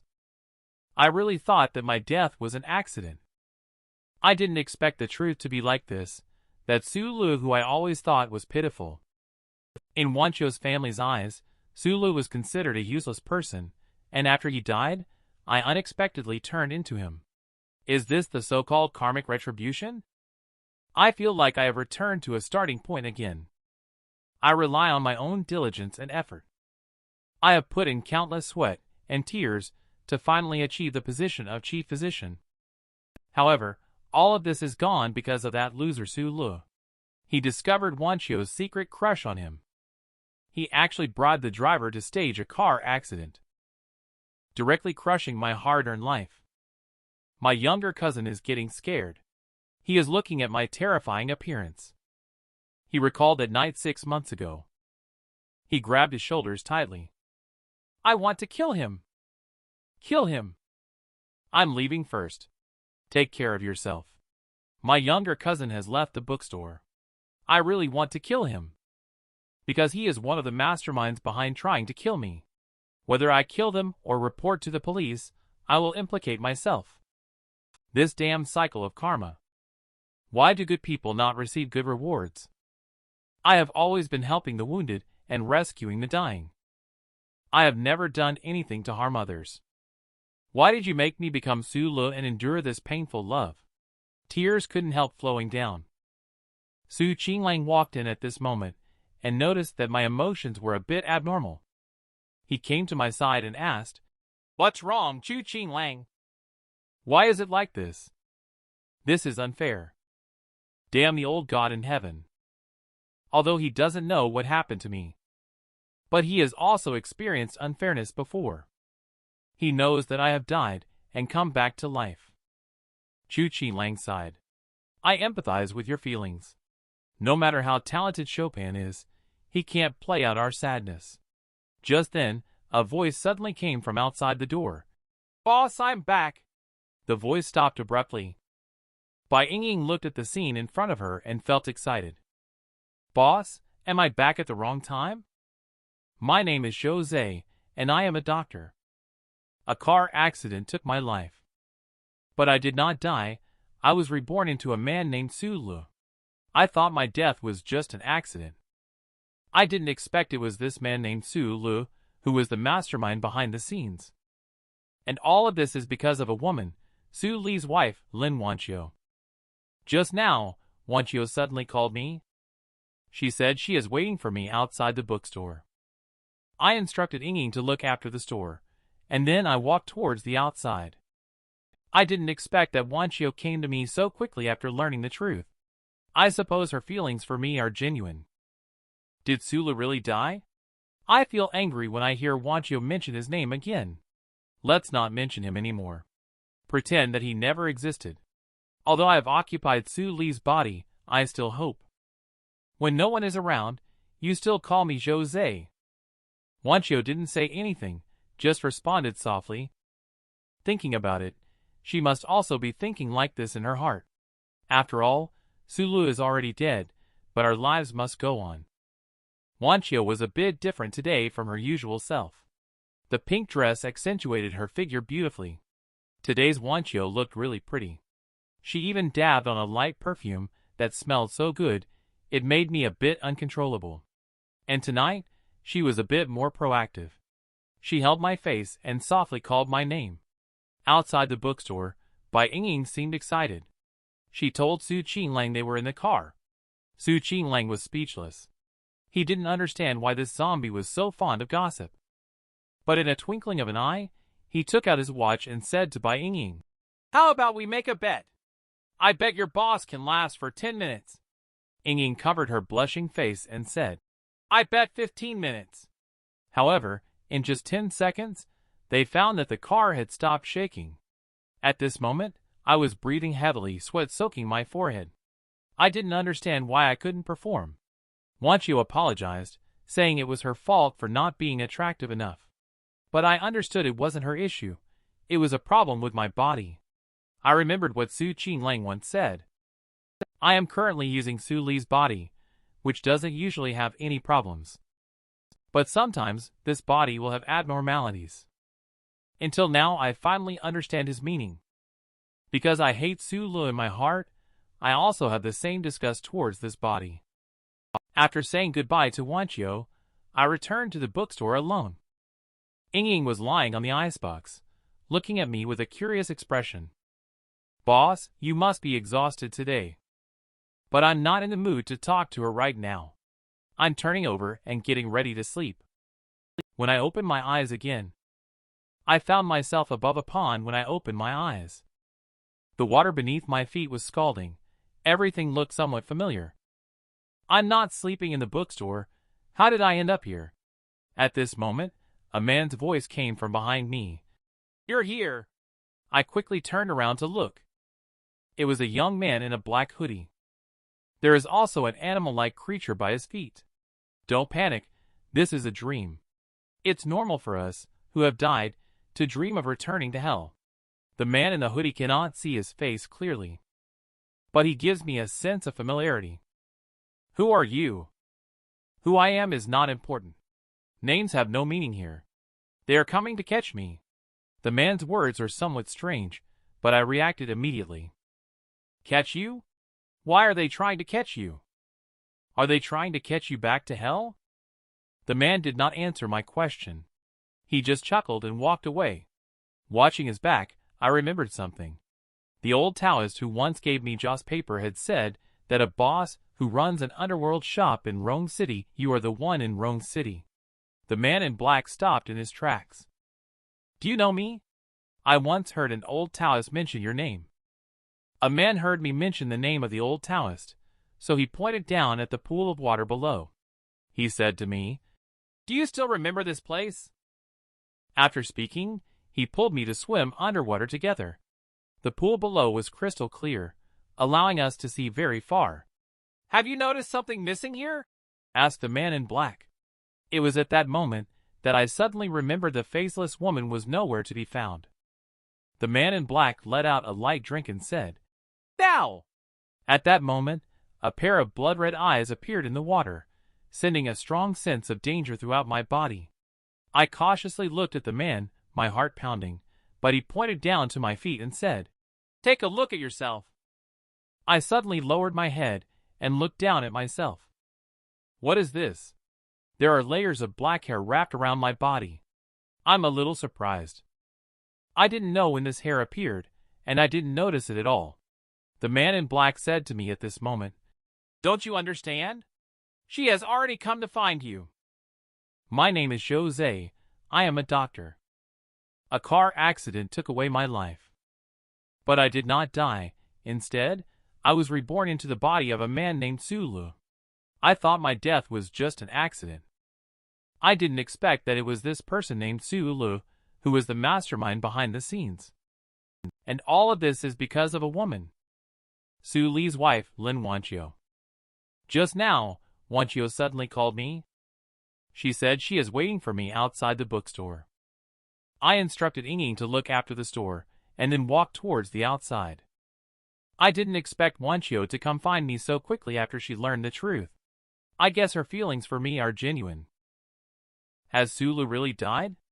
I feel angry when I hear Wanqiu mention this name again. Stop mentioning him. Pretend he never existed. Although I have taken over Su Li's body, I still hope. Call me Zhou Ze when no one else is around. Wanqiu didn't speak, just responded softly. She must have thought the same way in her heart. After all, Sulu is already dead, but our lives must go on. Wanqiu looks different today from usual. The pink dress accentuates her figure. Wanqiu looks really beautiful today. She also applied a light perfume, the scent of which I couldn't help but be drawn to. And tonight, she's being a bit more proactive, softly calling my name while holding my face. Zhou Ze is outside the bookstore at this moment. Bai Jiaoying seems excited, telling Su Qinglang that they are in the car. Su Qinglang seems speechless. Don't be so nosy. However, in the next moment, he took out his watch and said to Bai Shang, "How about we make a bet? I bet your boss can withstand only 5 minutes. Shang's face turned red in an instant. "I bet 10 minutes, I said. But only a few seconds had passed in the end. "I bet your boss can last 10 minutes. Ying covered her blushing face. "I bet the boss can last 15 minutes. However, only 10 seconds had passed when they discovered the car had stopped rocking. At this moment, I was panting heavily, and sweat had already wet my forehead. I didn't know why I couldn't do it. Wanqiu expressed some remorse, saying it was her fault for not being attractive enough. But I understand that it's not her problem. It's an issue with my own body. I remember what Su Qinglang once said. I am currently using the body of Su Lu. Usually, there won't be any problems with the body. But sometimes he will have abnormalities. Until now, I understand his meaning. Because I hate Su Lu in my heart, I also have the same disgust for this body. I said goodbye to Wanqiu and returned to the bookstore alone. Ying was lying on the freezer, looking at me curiously. "Boss, you must be tired today." But I don't feel like talking to her now. I rolled over and prepared to go to sleep. When I opened my eyes again, I found myself above a large pool of water. The water beneath my feet is searing hot. Everything looks somewhat familiar. Wasn't I sleeping in the bookstore? How did I end up here? Then a man's voice came from behind me. "You're here." I suddenly turned around to look back. It was a young man in a black hoodie. There is also an animal resembling a cat at his feet. Don't be nervous, this is a dream. It's normal for us, as dead people, to dream about returning to hell. The man in the hoodie cannot see his face clearly, but he gives me a sense of familiarity. Who are you? Who I am is not important. Here, names are meaningless. They are coming to catch me. The man's words are strange, but I immediately understood. Catch you? Why are they catching you? Are they catching you to take you back to hell? The man did not answer my question. He just chuckled and then turned away. Looking at the man's back, I remembered something. The old Taoist who once gave me just paper had said, "A boss who runs an underworld shop in Rong City. You are the one in Rong City." The man in black stopped. "Do you know me? I've heard an old Taoist mention your name before." The man heard me mention the name old Taoist. So he reached out and pointed to the pool of water below. He said to me, "Do you still remember this place?" After saying that, he then pulled me to swim together under the water. The bottom of the pool was extremely clear, allowing us to see very far. "Have you noticed something missing here?" the man in black asked. It was only then that I suddenly remembered the faceless woman was missing. The man in black let out a soft drink. "Now!" Blood-red eyes appeared in the water at this moment, and a sense of extreme danger instantly spread throughout my body. I reached out with my jet-black nails. I looked at the man with some caution. But the man pointed at my feet. "Look at yourself," he said. I suddenly lowered my head and looked down at myself. What is this? Layers of black hair are entwined around my body. I am somewhat surprised. I don't know when these hairs appeared. And yet, I had not noticed at all. The man in black clothes said to me at this time, "Don't you understand it yet? She has already come to find you. Have you ever seen such a strange girl? Bai Wu, she is her father's good girl. But as soon as night falls, she becomes her father's wife. It turns out that when the girl was 16 years old, her mother passed away. But subconsciously, she cannot accept this fact. So she created another mother in her own mind.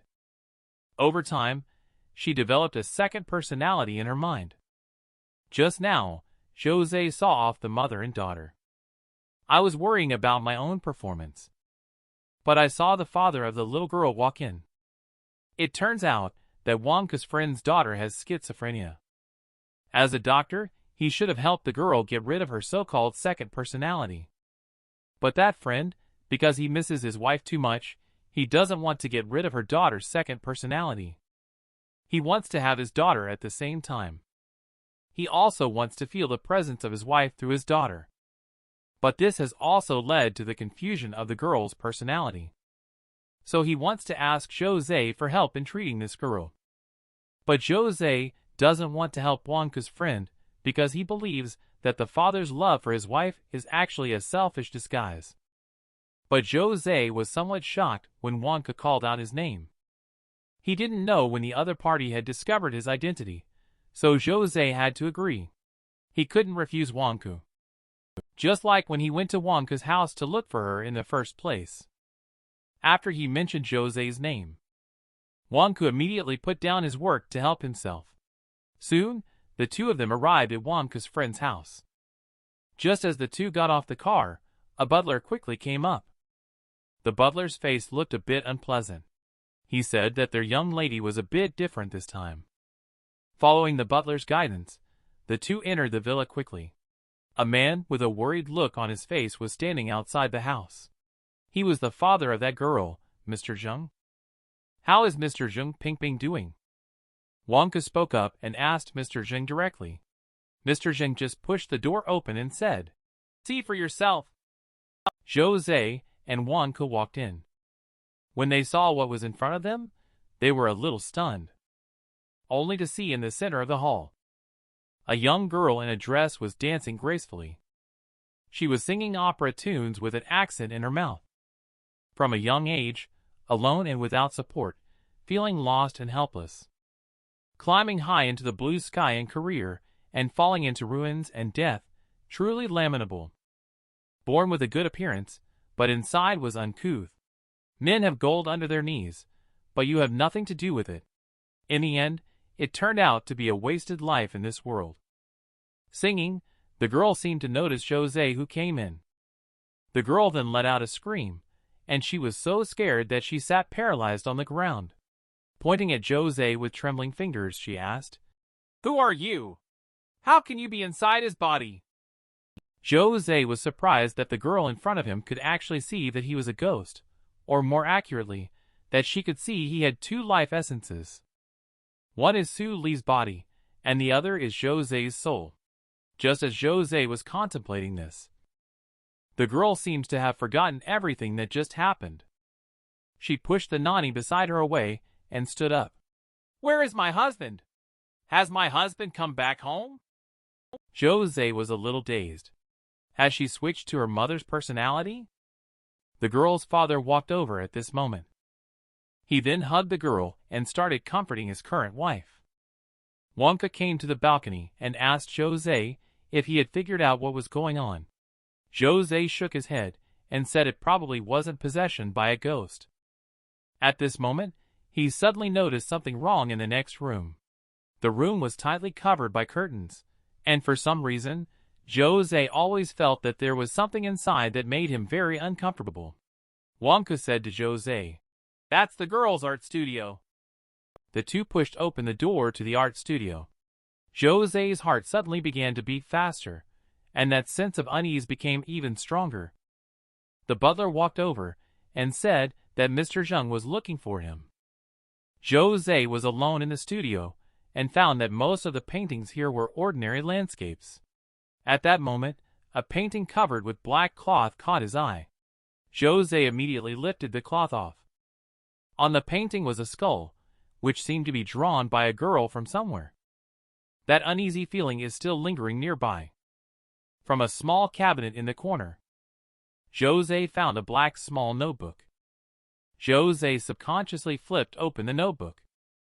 The girl's eyes showed a hint of green, and then she started making a big fuss again. On the other side, Zhou Ze did not notice the countless souls appearing around him, then directly entering his mind. Zhou Ze let out a painful roar, falling to the ground and repeatedly pounding the ground. His mind was filled with countless pieces of information from those souls, the terrifying information making it hard for Zhou Ze to bear. It turns out that the book records all the deceased individuals. No wonder the girl was able to sing opera songs. It seemed she had once opened this book before. Just as his fingernail touched the book, a burnt mark suddenly appeared in the middle of the skull on the cover. His fingernail uncontrollably started to grow rapidly and tightly stuck to the book. A dark aura began to flow into the book, making it extremely hot. The book seemed to have become attached to his hand, as Zhou Ze couldn't shake it off no matter how hard he tried. And the girl who was originally going crazy next door suddenly quieted down. She seemed to have found some sort of relief. The feeling of pain didn't last for too long. The booklet slipped from his hand. Zhou Ze hung his head low, sweat dripping down. He saw that the originally black-covered booklet now displayed two clear lines of blood words on the back. "Underworld in order, Yellow Springs to be crossed." A mysterious black booklet, seemingly a credential from the underworld, the cover prominently stating, "Underworld in order, Yellow Springs to be crossed." Zhou Ze picked up the booklet from the ground, discovering that the booklet, which had been scalding hot just now gave off a warm and gentle feeling, as if he had formed some eerie connection with it. Zhou Ze opened the booklet, only to find a palm print on the first page, with two lines of text below it. Name, Zhou Ze. Position, temporary Yama's servant. There were even traces of modification on his name. Zhou Ze was puzzled. Could this be the underworld rewarding themselves with work credentials? But that seemed unlikely since he spent most of his days slacking off and not working diligently. Turning to the second page, he found a simple line of text, 8%.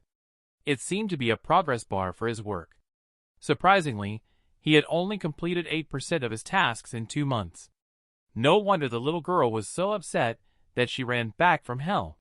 If he could complete the progress bar to 100%, would his temporary status as Yama's servant become permanent, transitioning from helping the little girl to having a formal position with benefits? Flipping to the next page, he realized that several sheets were stuck together, and no matter how hard he tried, he couldn't separate them. Perhaps it was because his rank was too low. He put the booklet into his pocket. Zhou Ze decided that he needed to quickly complete the task. Only by entering the system could he live peacefully in the mortal realm. On the other side, the girl named Ping Ping also woke up. It is likely that she was influenced by the booklet before. Now that the booklet has been taken away by Zhou Ze, Ping Ping naturally returned to normal. On the way back, sister-in-law called and said that Wanchio has not been feeling well recently and wants him to go and take a look. The car happened to pass by the hospital where Wanchio works. He had just walked into the emergency building. He saw a familiar figure. At this moment, Wanchio happened to turn her head and saw Zhou Ze approaching. "Why are you here, Zhou Ze?" she asked as Zhou Ze smiled faintly and replied that he just happened to pass by and was planning to come up and see her. Wanchio suddenly covered her stomach. She also let out a painful groan from her mouth. Zhou Ze, seeing the situation, quickly asked, "What's wrong? Are you feeling unwell? Your sister said that you have not been feeling well recently." Wanchio felt a little embarrassed and said that she just started her menstrual period. Zhou Ze felt speechless in his heart, but he thought that menstruation is also one of the most painful things for women. At this time, a woman's voice suddenly came from beside. "Do you know how to see a doctor? How is the child doing?" The woman stood with her hands on her hips, looking somewhat annoyed. "My brother is already 35. It wasn't easy for him to have this child." "Do you know how difficult it is?" The doctor opposite looks a bit nervous, frantically checking the medical records. She was stopped by Zhou Ze. He said, "Calm down. Actually, I used to be a doctor before I died. Don't you believe in my medical skills?" After speaking, he walked straight into the ward. After a thorough examination, he found that the woman's amniotic sac had ruptured, the cervix was fully dilated, and the amniotic fluid contamination was quite severe. The woman is 28 weeks pregnant. These are symptoms of premature birth. The young girl was frightened after hearing about premature birth. She grabbed Zhou Ze's arm anxiously, pleading with the doctor to save her sister and her baby. "It hasn't been easy for my brother to have this child. What's going on?" Zhou Ze glanced at the girl and said, "Ask your brother what's going on. This is caused by unclean sexual activity during pregnancy. When a man loses control, he's just a beast." The girl behind them exploded. "This can't be. My brother went to work in the big city years ago and hasn't come back in the past 6 months. Zhou Ze and the doctor felt awkward. They didn't want to inquire further about this matter. But at this moment, the doctor's pager goes off. The operating room in the obstetrics and gynecology department is ready. Shortly after, the pregnant woman was pushed into the operating room. At this time, Su Qinglang suddenly called. He said that the business at the store is a bit busy and asked Zhou Ze to come back quickly to take a look. Zhou Ze is a bit happy. I didn't expect that he would receive performance results as soon as he got his documents. He instructed Wanchio to take care of Zhou Ze's health, and then he decided to leave. Walking on the stairs of the emergency room, Zhou Ze didn't know why. He always felt like someone was following him. He stopped in his tracks. Then he looked up, but found nothing unusual. Now he was no longer an ordinary person, but a servant of Yama. Not finding anything means there must be something strange. Zhou Ze squatted down and then extended his own fingers. Black long nails appeared from the index finger. He gently tapped on the tile floor. The next moment, Zhou Ze was surprised to find that a black footprint appeared on the tile floor. I just became a temporary Yama's servant. I just encountered something dirty in the hospital. The floor is covered with dense black footprints. I followed the direction of the footprints. I arrived at the 4th floor of the hospital. The footprints disappeared in front of a ward. I think that thing is inside. But when I pushed open the door, I did not find anything unusual. There was only a woman taking care of her sick mother. Close the door as I'm about to leave. But after my nails touched the door handle, something unexpected happened. My hand felt an electric shock. I feel something is not right. I turned around to look back at the ward. The light inside the room suddenly went out for some reason. And then the light suddenly came back on again. Through the light, I finally noticed that there were no patients in the hospital room at all. It was clearly just a storage room. A gust of wind suddenly drifted out from the room. Looks like a ghostly creature trying to escape. I reached out towards the dark shadow, as if catching something. A tuft of black hair appeared in the palm of my hand. The hair was short and curly, unlike the long hair of the faceless woman, but more like the hair from certain parts of the human body. I didn't expect this ghostly creature to have cultivated successfully, and already had its own physical body. Since I have encountered it, I naturally cannot let it escape. I followed the footprints on the ground. I arrived at a corner of the hospital. Ahead is a guy wearing a white coat. He is leaning against the wall, seeming to be doing something. You are Yama's servant, I mean no offense. We mind our own business, and don't interfere with each other. Why do you keep pursuing relentlessly? The other party's voice was a bit hoarse, and the tone was somewhat strange, like that of an old person on the brink of death, preparing to make their final statement. I pointed at the other party and said, I am waiting for my woman to come out to pick me up. You can leave now. It's not good to make enemies. I can assure you that I will not do anything outrageous. Could this be the beginning of a human ghost love story?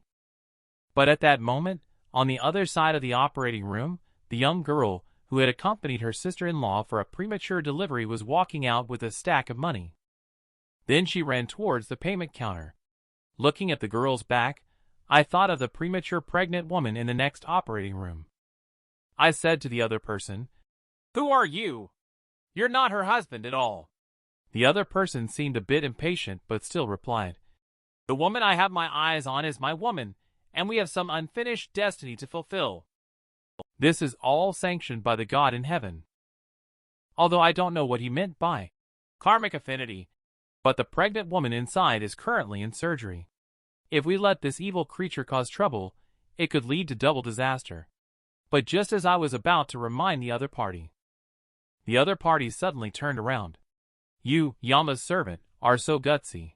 You are nothing but a lowly servant at the bottom level of the underworld. Don't just salute but refuse to drink. Prepare to be punished. The other party turned around. I only got a clear look at its appearance now. It's wearing a doctor's white coat. Most of its body is rotted away. Even its bones are missing. It is horrifyingly a formed Yogwai monkey.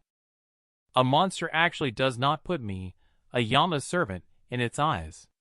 Although I am just a temporary worker, I belong to the Hell Department after all. What are you?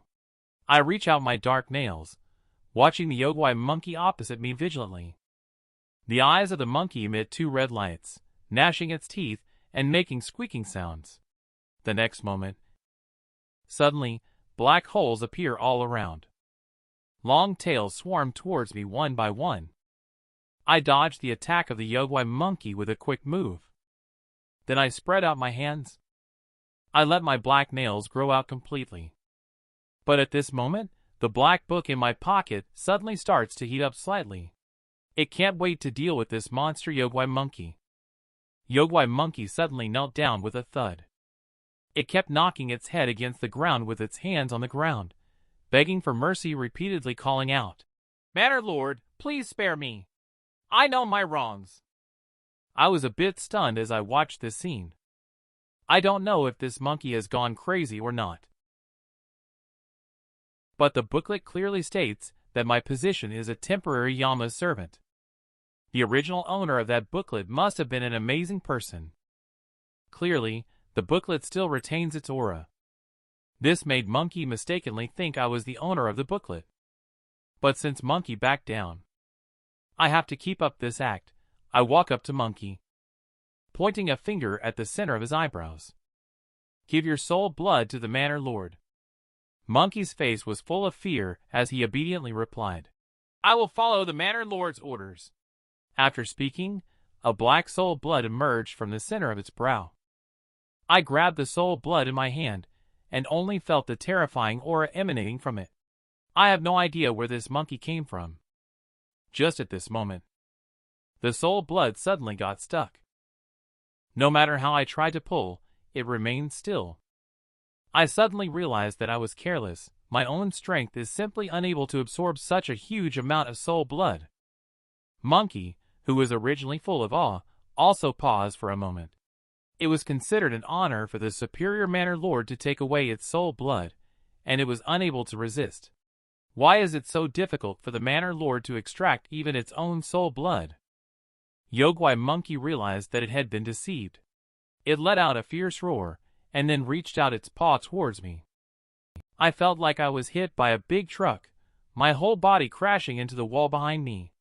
Just before being knocked away, I shattered Monkey's soul blood with a single blow. But Yogwai Monkey did not die immediately. Instead, it became extremely violent. Damn you, you scoundrel! How dare you impersonate Manor Lord? Yogwai Monkey burst out of the white coat and pounced towards me. It directly knocked me to the ground. This is my destiny. You are just a little Yama's servant. Why do you come to obstruct? Do you really think you are the 10 Yama Kings? I didn't respond to Yogwai Monkey's words because he grabbed my neck. I struggled to extend my black nails. And then I fiercely stabbed into the body of the Yogwai Monkey. The opponent let out a painful roar, and its soul power inside started to constantly drain away. It finally exhausted all its soul power and fell weakly to the ground. I felt a little frightened. If it weren't for the opponent mistakenly thinking that I am the Manor Lord.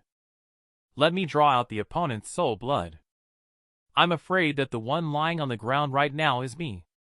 It was originally a monkey that had cultivated successfully in the mountains, enduring arduous cultivation for 3 cycles of jiazi. Finally, it glimpsed the secret of the heavens and obtained the great Tao. It rescues lost travelers in the mountains, drives away mountain monsters, ghosts, and spirits, and protects the safety of the people. Who would have expected that at the moment of its 4th reincarnation, it found a man who had fallen into a valley in the mountains? Its companion found the man and rescued him. I didn't expect the man to be ungrateful. He captured it, saying, "This monkey is so clever. Eating its monkey brain must be very nourishing." So, the man killed it and used it to nourish his wife. The monkey's body was destroyed and could only enter the cycle of reincarnation, transferring to the animal realm. Due to its lingering aspirations, its spirit could not enter hell and could only descend the mountain to settle karma and achieve liberation. So, it found the man's wife and made her conceive its child. Although I sympathize with the monkey's situation, this is not a valid reason for it to violate someone else's wife. Regardless, the child in the woman's womb is innocent. The monkey was lying on the ground, almost out of breath, but still asked me in retort, "You are a human, I am a beast. You serve humanity, and I serve animals. Serving humans and feeding animals is natural and just, as per the laws of heaven and earth.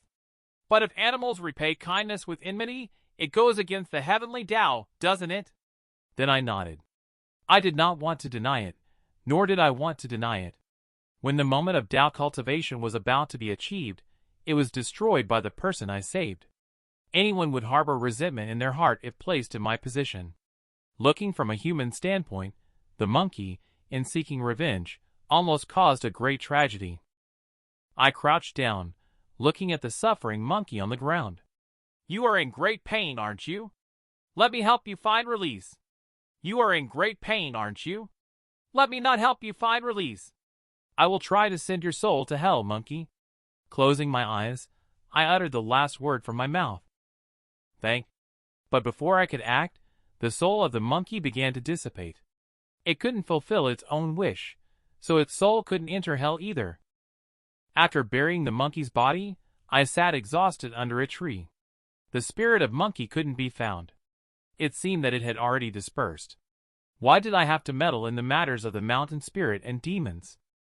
I took out my phone and sent Wanchio a message inquiring about the well-being of the pregnant woman and her child. After 5 minutes, Wanchio finally replied to the message, saying that the mother and child are safe, except the child is deformed with a monkey tail. I feel a bit weary and somewhat confused. Following the guidance of the street lamps, I walked on the path in the park. At this moment, an old man with white hair suddenly appeared behind me. "Sir, are you feeling down?" I turned to look at the old man upon hearing his question, then replied faintly, "A little." The old man followed me, walking at a steady pace. He continued, "Sir, is it because of that monkey, or is it because of the contaminated baby?" I didn't answer until I reached a red light at an intersection. I then told the old man behind me, "This matter is not about right or wrong." The old man stood behind me and said, "Anything has two sides. Nature can also distinguish right from wrong. The monkey was originally a good monkey. It even did more good deeds than those so-called good people in the crowd. It cultivated diligently, but was killed by the one it saved. What would you think if it were you, sir?" I didn't turn around. "Are you suggesting that I was wrong?" If it were me as the monkey, I would feel very angry. This situation would be difficult for anyone to accept. After the anger, the old man continued to inquire, "If given the chance, would you seek revenge?" I responded resolutely, "But you intervened and prevented its revenge. Even after you knew the truth, you still personally ended it. Do you think you did the right thing?" Facing the old man's question, I maintained my previous answer. There is no right or wrong in this matter, only that the child is innocent. The old man continued to say to me, "So, according to your logic, if monkey only targets men, you wouldn't intervene, right?" I was silent for a moment, then pointed at myself. "I am a human being. From a human standpoint, I wouldn't allow any outsider to harm humanity." But what the old man said next struck fear into my heart. "You are not human. You are a ghost. You are Yama's servant. You should be neutral and uphold the rules of the underworld like a referee. If you act as both referee and player, then do the rules matter in this world?" I walked on the sidewalk, not quite understanding the meaning of what the old man said. The old man looked at me ahead and just said 2 consecutive sentences. "You are a good person.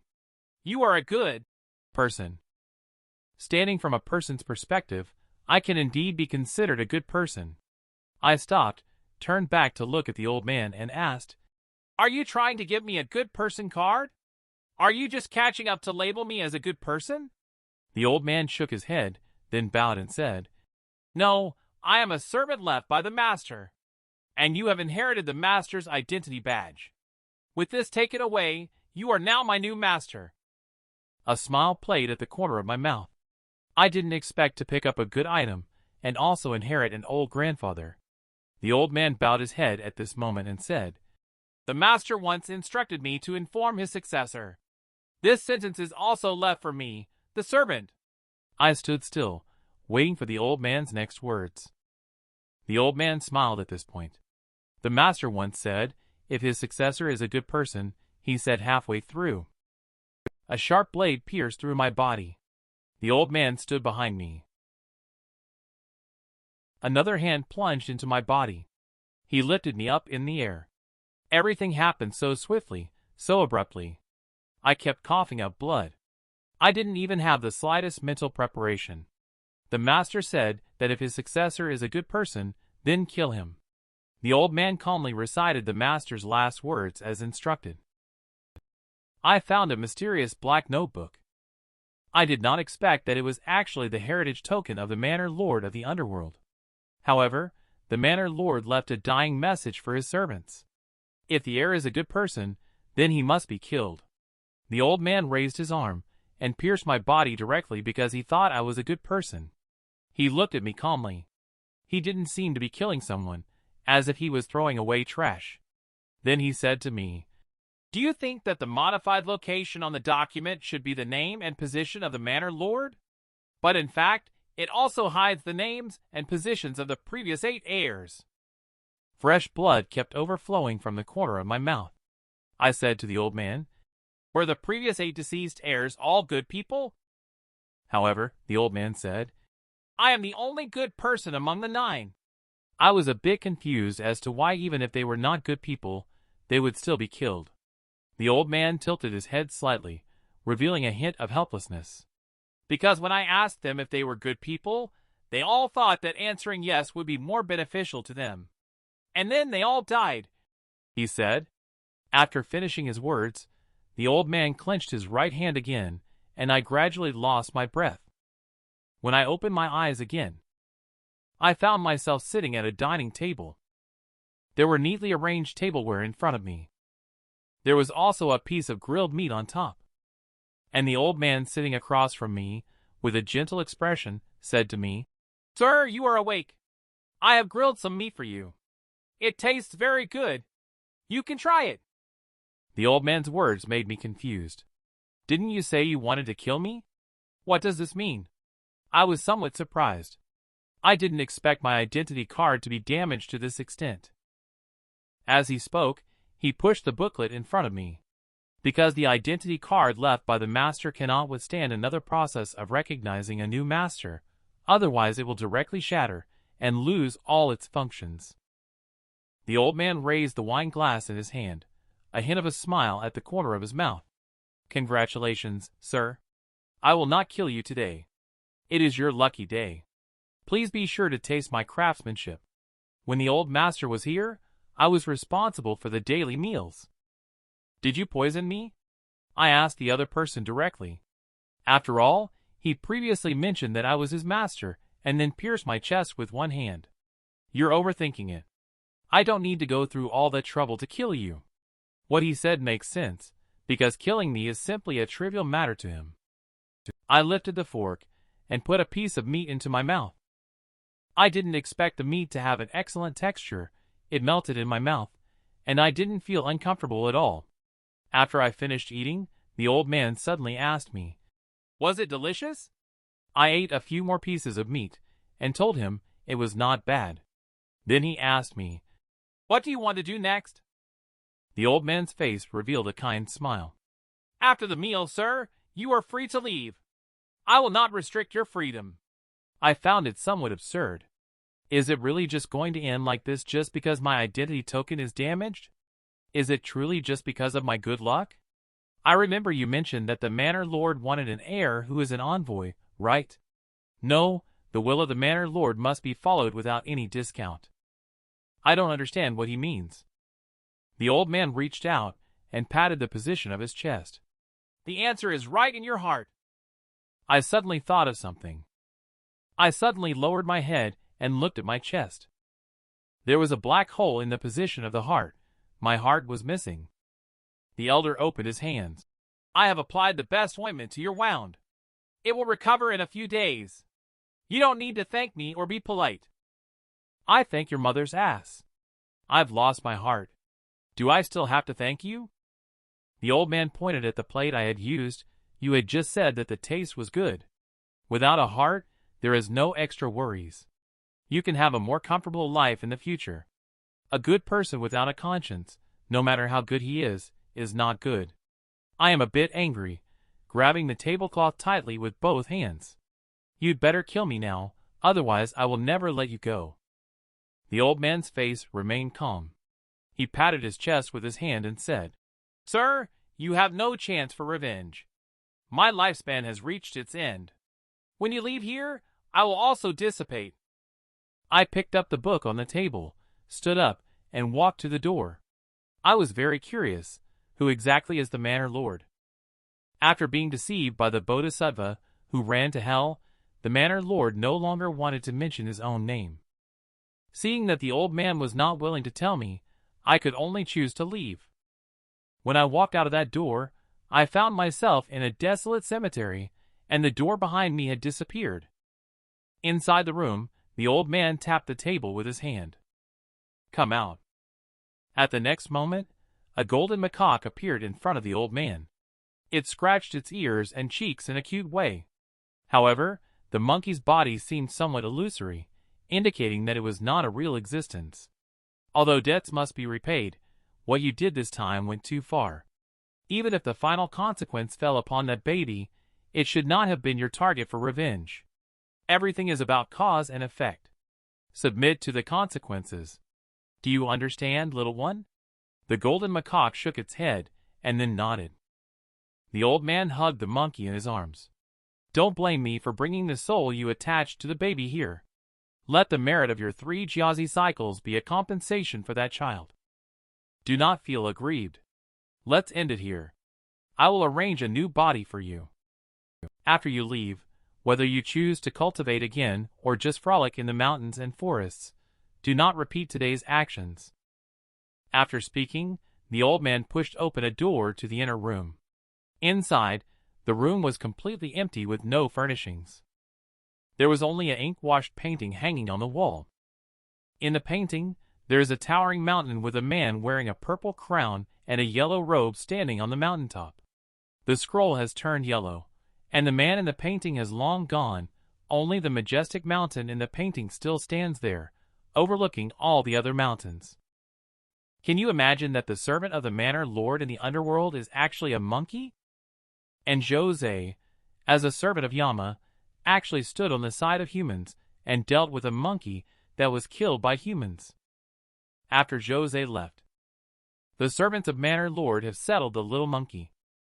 Then he knelt in front of the portrait of Manor Lord. He looked at the scroll and murmured to himself, "He is a good person. He is indeed a good person, but in my eyes he is a bad person."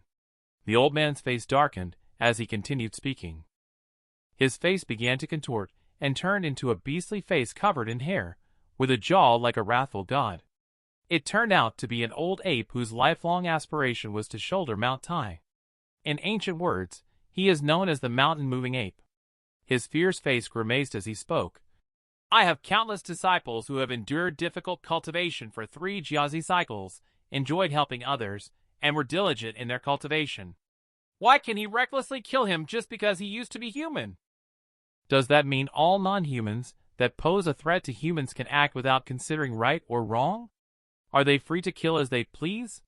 The old ape knelt with folded knees before the portrait of the manor lord, murmuring in the end, "He stands from the perspective of a human, so he is a good person. I stand from the perspective of the monkey clan, so he is a bad person." The old ape let out a bitter laugh. "So, in the end, because of this, he couldn't make Manor Lord die. Is this what you mean?" As he spoke, the old ape slowly lost vitality and sat quietly there. At this moment, the little monkey crawled out from the old ape's arms. It knelt in front of the old ape's body to pay its respects from a distance. Then it crawled into the body of the old ape. In the late night, Zhou Ze finally returned to the store. However, he was somewhat disappointed because the people in the store were all living beings.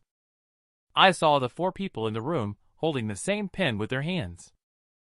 They seemed to be drawing something on the paper. At this time, Su Qinglang walked in. He was somewhat surprised to see the scene before him. Wow, these people are actually playing Pen Fairy at midnight. It is said that this game is very easy to be possessed by ghosts. And at this moment, those few people are really getting into it. One of them said, Pen Fairy, where are you now? Pen Fairy, can we meet a departed soul tonight?" As soon as the man's words fell silent, the sound of a brush pen moving. The brush pen pointed straight at Zhou Ze. This startled Zhou Ze, and the brush pen happened to land on the word, "Yes." Then the bespectacled man began instructing his friends. It was time to set off. He also required everyone to record at least 20 minutes of video. The others all agreed readily. Immediately, he gave the tea money to Zhou Ze. He said they were going to the building across the street to catch ghosts, because they heard that there was a fire at the Frenchensee there, and even casualties occurred, so they want to go over to try their luck and see if they can find any trace of ghosts. Zhou Ze was very puzzled. Do they really want to encounter supernatural events like this? The man with glasses said they are seeking excitement, and also some people from the club want to confess their love there. They have already set up the venue there. After saying that, he bid farewell to Zhou Ze and left. After everyone left, Su Qinglang couldn't help bursting into laughter. This time, they really saw you, the ghost. However, at this moment, the room suddenly went dark. Zhou Ze thought the power was out, and he walked out of the bookstore with Su Qinglang. Su Qinglang, hands behind his back, said to Zhou Ze, "The popularity of this place is really bad. It's become like a haunted adventure club." The two of them were also puzzled why those people would confess their love in a place where lives had been lost. What did Zhou Ze see then? He said to Su Qinglang, "Look up quickly." A white figure fell rapidly from the opposite building, followed by a loud bang. In an instant, the ground was splattered with blood everywhere, even on Zhou Ze's face. Su Qinglang hurried over and said, "Come here quickly, and see if there's any chance of saving them." But at this moment, Zhou Ze appeared unusually calm. He expressionlessly wiped the blood off his face. Upon seeing Zhou Ze still standing there, Su Qinglang felt somewhat angry. "Do you have no conscience? It's already this time, and you're still wiping your face." Under such circumstances, Zhou Ze was stunned. He suddenly remembered that he no longer had a heart. His heart had been dug out by that old man and made into roasted meat, consumed by his own stomach. No wonder I feel indifferent. Just because I am a good person. I had my heart taken away just because I am a good person. Because only by being heartless can I be a qualified servant of Yama. Just now, a female corpse fell in front of me, fresh blood splattered onto my face. I calmly wiped the blood off my face, but Su Qinglang angrily cursed at me, questioning if I am still human with no conscience. He wouldn't know that my heart has been taken away, and I no longer have a conscience. After finishing the recording, Su Qinglang and I left the police station. He asked what kind of person the killer might be. At that moment, I recall the woman jumping off the building, clearly wearing a white outfit, but after falling to the ground, her clothes turned red. This may not be an ordinary murder case. It could involve some paranormal events. If I can send the killer to the underworld, then I won't have to worry about my own achievements. Upon returning to the bookstore, I came to the table where a few people were playing the pen fairy. Because when the pen pointed at me, I felt a palpitation in my heart, as if something was staring at me. After hearing what I said, Su Qinglang was a bit angry. He grabbed my collar and said, "If you noticed something was wrong, why didn't you stop them at that time?" I gave Su Qinglang a cold look, and he couldn't believe it, saying, "You were not like this before. You used to be a doctor. Why have you become so cold-blooded now?" I didn't dare look Su Qinglang in the eyes. What I need to do now is not to lament the past, but to find the hidden murderer and send him to hell. Didn't you used to always mock me, saying I had no goals in life? Now that I have become Yama's servant, I naturally have to do my job well. Su Qinglang is somewhat disappointed in me. You can take your time to investigate. I won't serve anymore. After Su Qinglang left, I broke into a cold sweat. Damn it! I must find the guy as soon as possible, otherwise someone will die. But when I thought about it this way, a sudden pain struck my chest. Clearly my wound had healed, and I could feel my heart beating. Why did I feel pain? I remembered the words that the old man had said, a person, as long as they have lost their conscience, no matter how good they are, they won't amount to anything. Su Qinglang had just walked out of the bookstore when he noticed someone standing on the building across the street. The police officers around were shouting loudly, "What are you doing? How did you let someone run to the crime scene?" However, the next moment, the person on the rooftop jumped directly. With a loud thud, they fell to the ground. Su Qinglang stood still in place. He stared blankly at the figure on the ground, everything the same as just now. People were dropping like dumplings, one after another, dying in succession. At that moment, I suddenly felt a pair of eyes appeared above me. It is not inside the bookstore at all, but above, overlooking everything. It controls the brush, then deliberately points at me. Is it ignoring my presence? It knows I am a Yama's servant, yet it intentionally provokes me. I went to Su Qinglong's shop and learned the identity of the deceased from him. The man's name is Chen Yinong, the man who wanted to confess his love. I called Su Qinglang, and we went to the building across the crime scene. He didn't understand why we were here. The building across was obviously the crime scene. You are also considered a Xian cultivator. Why would you think that ghosts' way of killing should be the same as humans? I told him my speculation. It should be standing in our current position. It manipulated the brush and then pointed it at me. It doesn't mind offending me. It doesn't even mind killing someone in front of me, Su Qinglang murmured, saying, "Won't that be very dangerous for us?" I turned back to look at him. That's why I called you to join. I treat you as a brother, so let's die together. Isn't that very romantic? Su Qinglang is a bit frustrated. Who wants to die with you, you creepy psycho? At least notify me earlier, so I can bring some artifacts over. I no longer pay attention to the crazy Su Qinglang. I have arrived at a window seat. I am standing here. I can clearly see the crime scene across the street. Just at that moment, a voice suddenly came from behind. "Long time no see, kid." I looked back and saw. It turns out to be an acquaintance. An old Taoist dressed in Taoist robes appeared in front of me. In an abandoned commercial building. Surprisingly, 2 consecutive jumping suicides occurred. No one knows that all of this is actually being manipulated by an evil ghost from behind. As Zhou Ze, a servant of Yama, discovered the whereabouts of the evil ghost. So he went to catch the ghost with his good brother, Su Qinglang. Zhou Ze did not expect that he would encounter an acquaintance at the scene of the crime, the old Taoist who had once given him Joss paper. The old Taoist was ready to give Zhou Ze a hug when he saw him. "Brother, long time no see." Su Qinglang standing by did not recognize the old Taoist, and thought he was the fierce ghost who committed the murder. He bit directly into his index finger, then touched it to the old Taoist's forehead. By the boundless powers of heaven and earth, the supreme law of the mystic heart. The old Taoist's face immediately darkened. "Are you sick, lady? Just greet me if you want to greet. Why smear blood on the old Taoist's face?" As he spoke, the old Taoist took out a piece of talisman paper from his bosom. "Here, come, let this poor Taoist show you a custom from our hometown." However, before the old Taoist could make a move, Zhou Ze immediately grabbed the old Taoist by the neck. His hand exerted a slight force, and the old Taoist felt as if he had been shocked. The old Taoist immediately passed out. The 2 individuals ignored the unconscious old Taoist.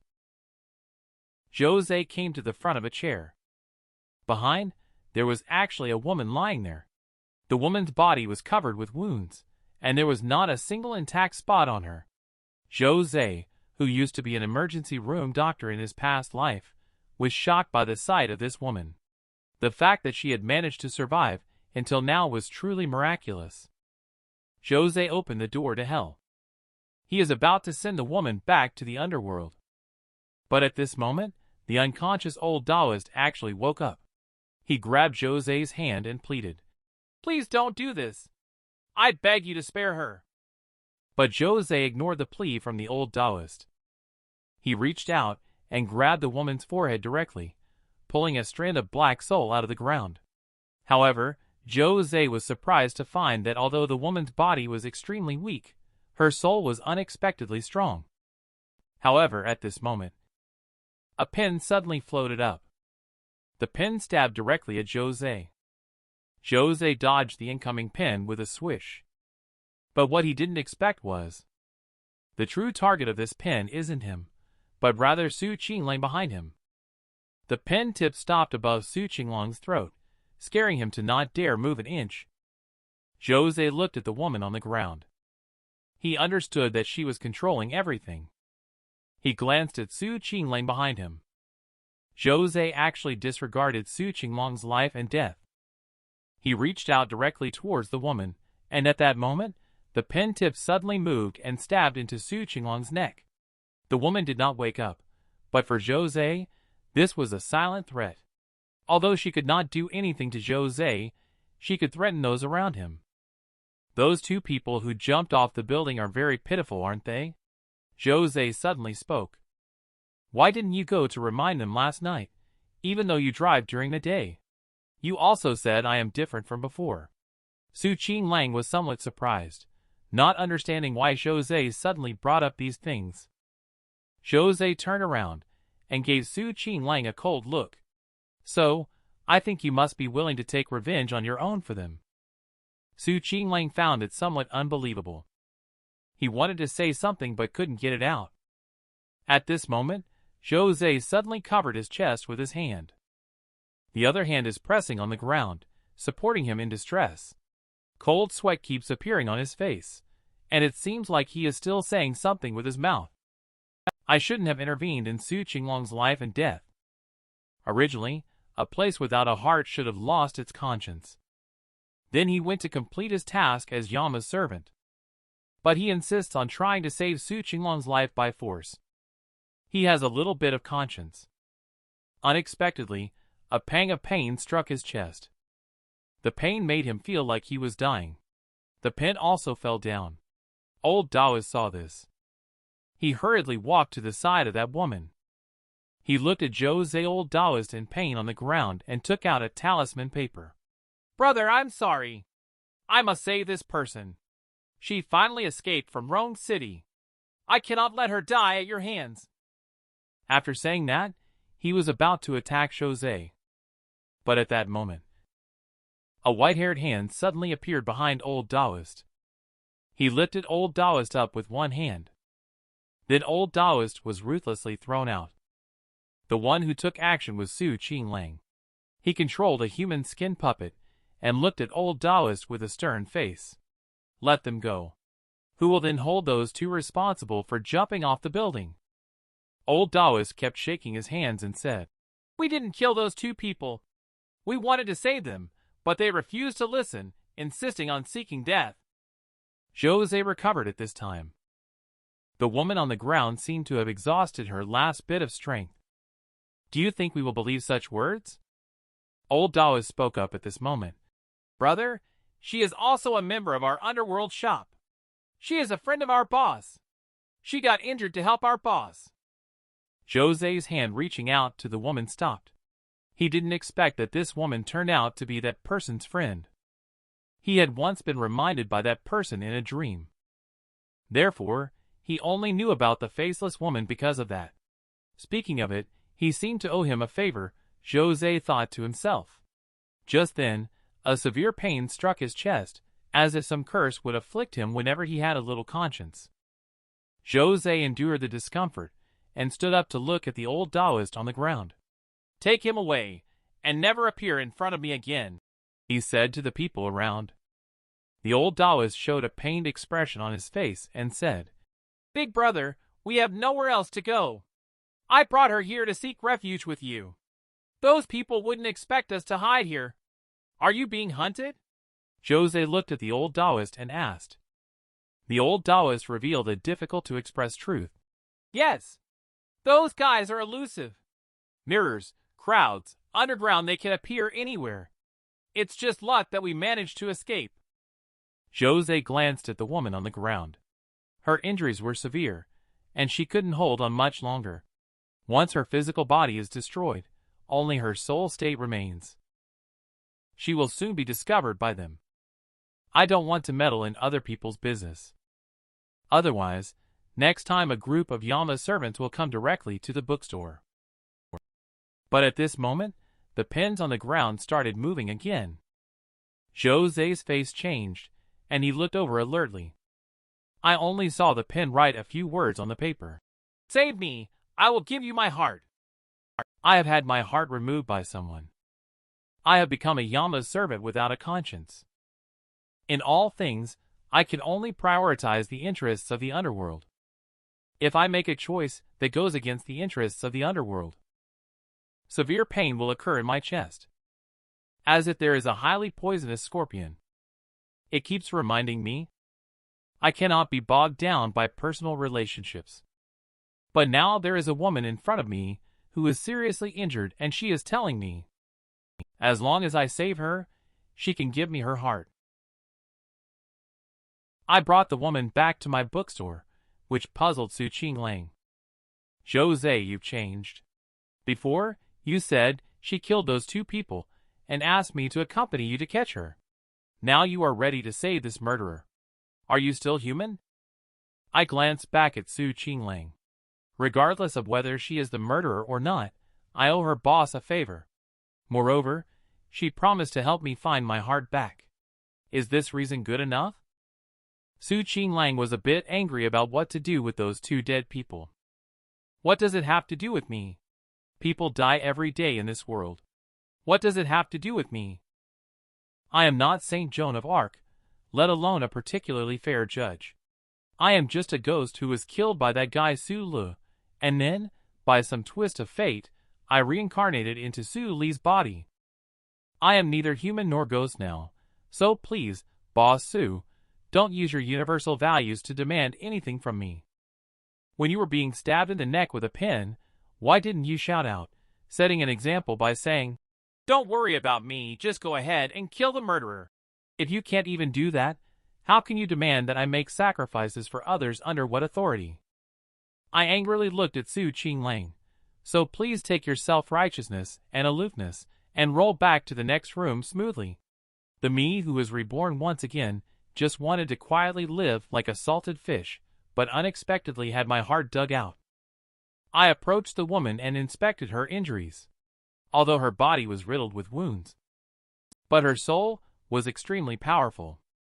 From the woman's body, I actually took out some strange weapons, like darts, small blades. It was like a general store. After taking out the weapons from her body, the woman's soul suddenly began to disperse. I grabbed hold of the black soul. Then I suddenly pressed the black soul into the woman's body. Not long after, the woman let out a muffled groan. I looked at the injured woman. I find it hard to imagine that this woman is so terrifying. The boss in Rome City must be even more terrifying. After a few days, the woman finally woke up. From her mouth, I learned that she is called Tangshur. At this moment, she suddenly asked me if the two people who jumped off the building did commit suicide. Thinking of this, I could only sigh. Just 2 days ago, the police found their suicide notes and the black and white wedding photos of the couple in the deceased's home. The contents of the suicide notes were even more incomprehensible. They were both horror enthusiasts, and thus became husband and wife. They made a pact to die together as a testament to their love, using the most horrifying method possible. When Tangshur mentioned the night they played Pen Fairy, she claimed to have sensed something. At the time, she found it very intriguing that these people wanted to contact spirits, but nothing happened. The bookstore owner beside her turned out to be a ghost, and even a servant of Yama. When the woman in white wanted to jump off the building, she tried to control the white skirt to save her, but due to her injuries being too severe, she couldn't successfully rescue the woman. And those two individuals must be suffering torment in hell right now. The terror of hell is enough to make those who committed suicide regret their actions. Tangshur paused for a moment, and then looked at me. You are much luckier than us. You have not experienced the true terror of hell. I glanced at Tangshur. Is that so? Now, let's focus on the matter at hand. What about my heart? Tangshur looked at me and said, Do you feel like your heart is gone? But it cannot just disappear out of thin air. Although there are many unbelievable things in this world, there is still a balance that holds everything together. For example, the wounds I suffered were all left by Yama's servants from the underworld. They use weapons made of black feathers and items like the talisman paper. They may seem mysterious to ordinary people, but in reality, they are not as powerful as described in movies or novels, once you strip away their hellish facade. Just like how even goddesses need to go to the bathroom, they lack the abilities to move mountains or change the course of rivers. Of course, I'm not saying that nobody has such abilities. However, I can be sure that those who possess such abilities are closely tied to the underworld. I am a bit puzzled and don't quite understand what the other party is trying to express. Tangshur continued speaking. You must be like us, not eating normally. But when you said you were eating your heart, not only did you not feel discomfort, but you even found it somewhat delicious. In a flash, I understood her words. Are you saying that I didn't actually eat anything? Those utensils, tables, chairs, knives, and forks were all fake. Was it all an illusion? Tangshur touched her forehead. She seemed a bit tired. No matter how mysterious and terrifying an existence is, it cannot remove a person's heart and still keep that person in a normal state. Therefore, you must have fallen under a very profound hypnosis, a hypnosis so deep that even you yourself cannot detect it. It was only now that I remembered. No wonder every time I did something against the interests of the underworld, I would feel a sharp pain in my chest. But as long as I endured it for a while, I could still stick to my original choice because subconsciously I believed that I had lost my conscience. So whenever I went against the interests of the underworld, the pain in my chest would always serve as a reminder. Continue, Tangshur said. I know a psychologist who can help you with your issues. As long as he can come back alive, I will instruct Tangshur. I asked her to continue to recuperate and prepare to leave. But Tangshur suddenly said, Can you bring the female zombie over here? I want her to sleep with me. Her existence. My injury can recover faster. Ying is my little cotton-padded jacket. What should I do if I let you sleep in it? Besides, what does it have to do with me? I have done what I should do. If you want to get more, you have to offer something in exchange. I can tell you the position of another Yama's servant in Tong City. Originally, I wanted to approach that Yama's servant for an opportunity, but it seems that there were some issues with that Yama's servant. That's why I and old Daoist came to find you instead. In this small town, having one Yama's servant is enough, so that Yama's servant may have been replaced. There might be some inheritance left behind. You could go take a look. There might be something to gain. I glanced at Tangshur. If something like that really happened, it's likely that the little girl has already scavenged through it all. There wouldn't be any chance left for me. At this moment, Ying suddenly walked up. She said while playing a game, There is a little girl outside who wants to see me. I was a bit surprised to see the newcomer, because she turned out to be Wanchio's younger sister's classmate. The girl looks a bit pitiful. She threw herself into my arms and said, As long as you are willing to help me, I am willing to do anything you ask. I feel disgusted looking at this girl. I directly slapped her to the ground with my hand.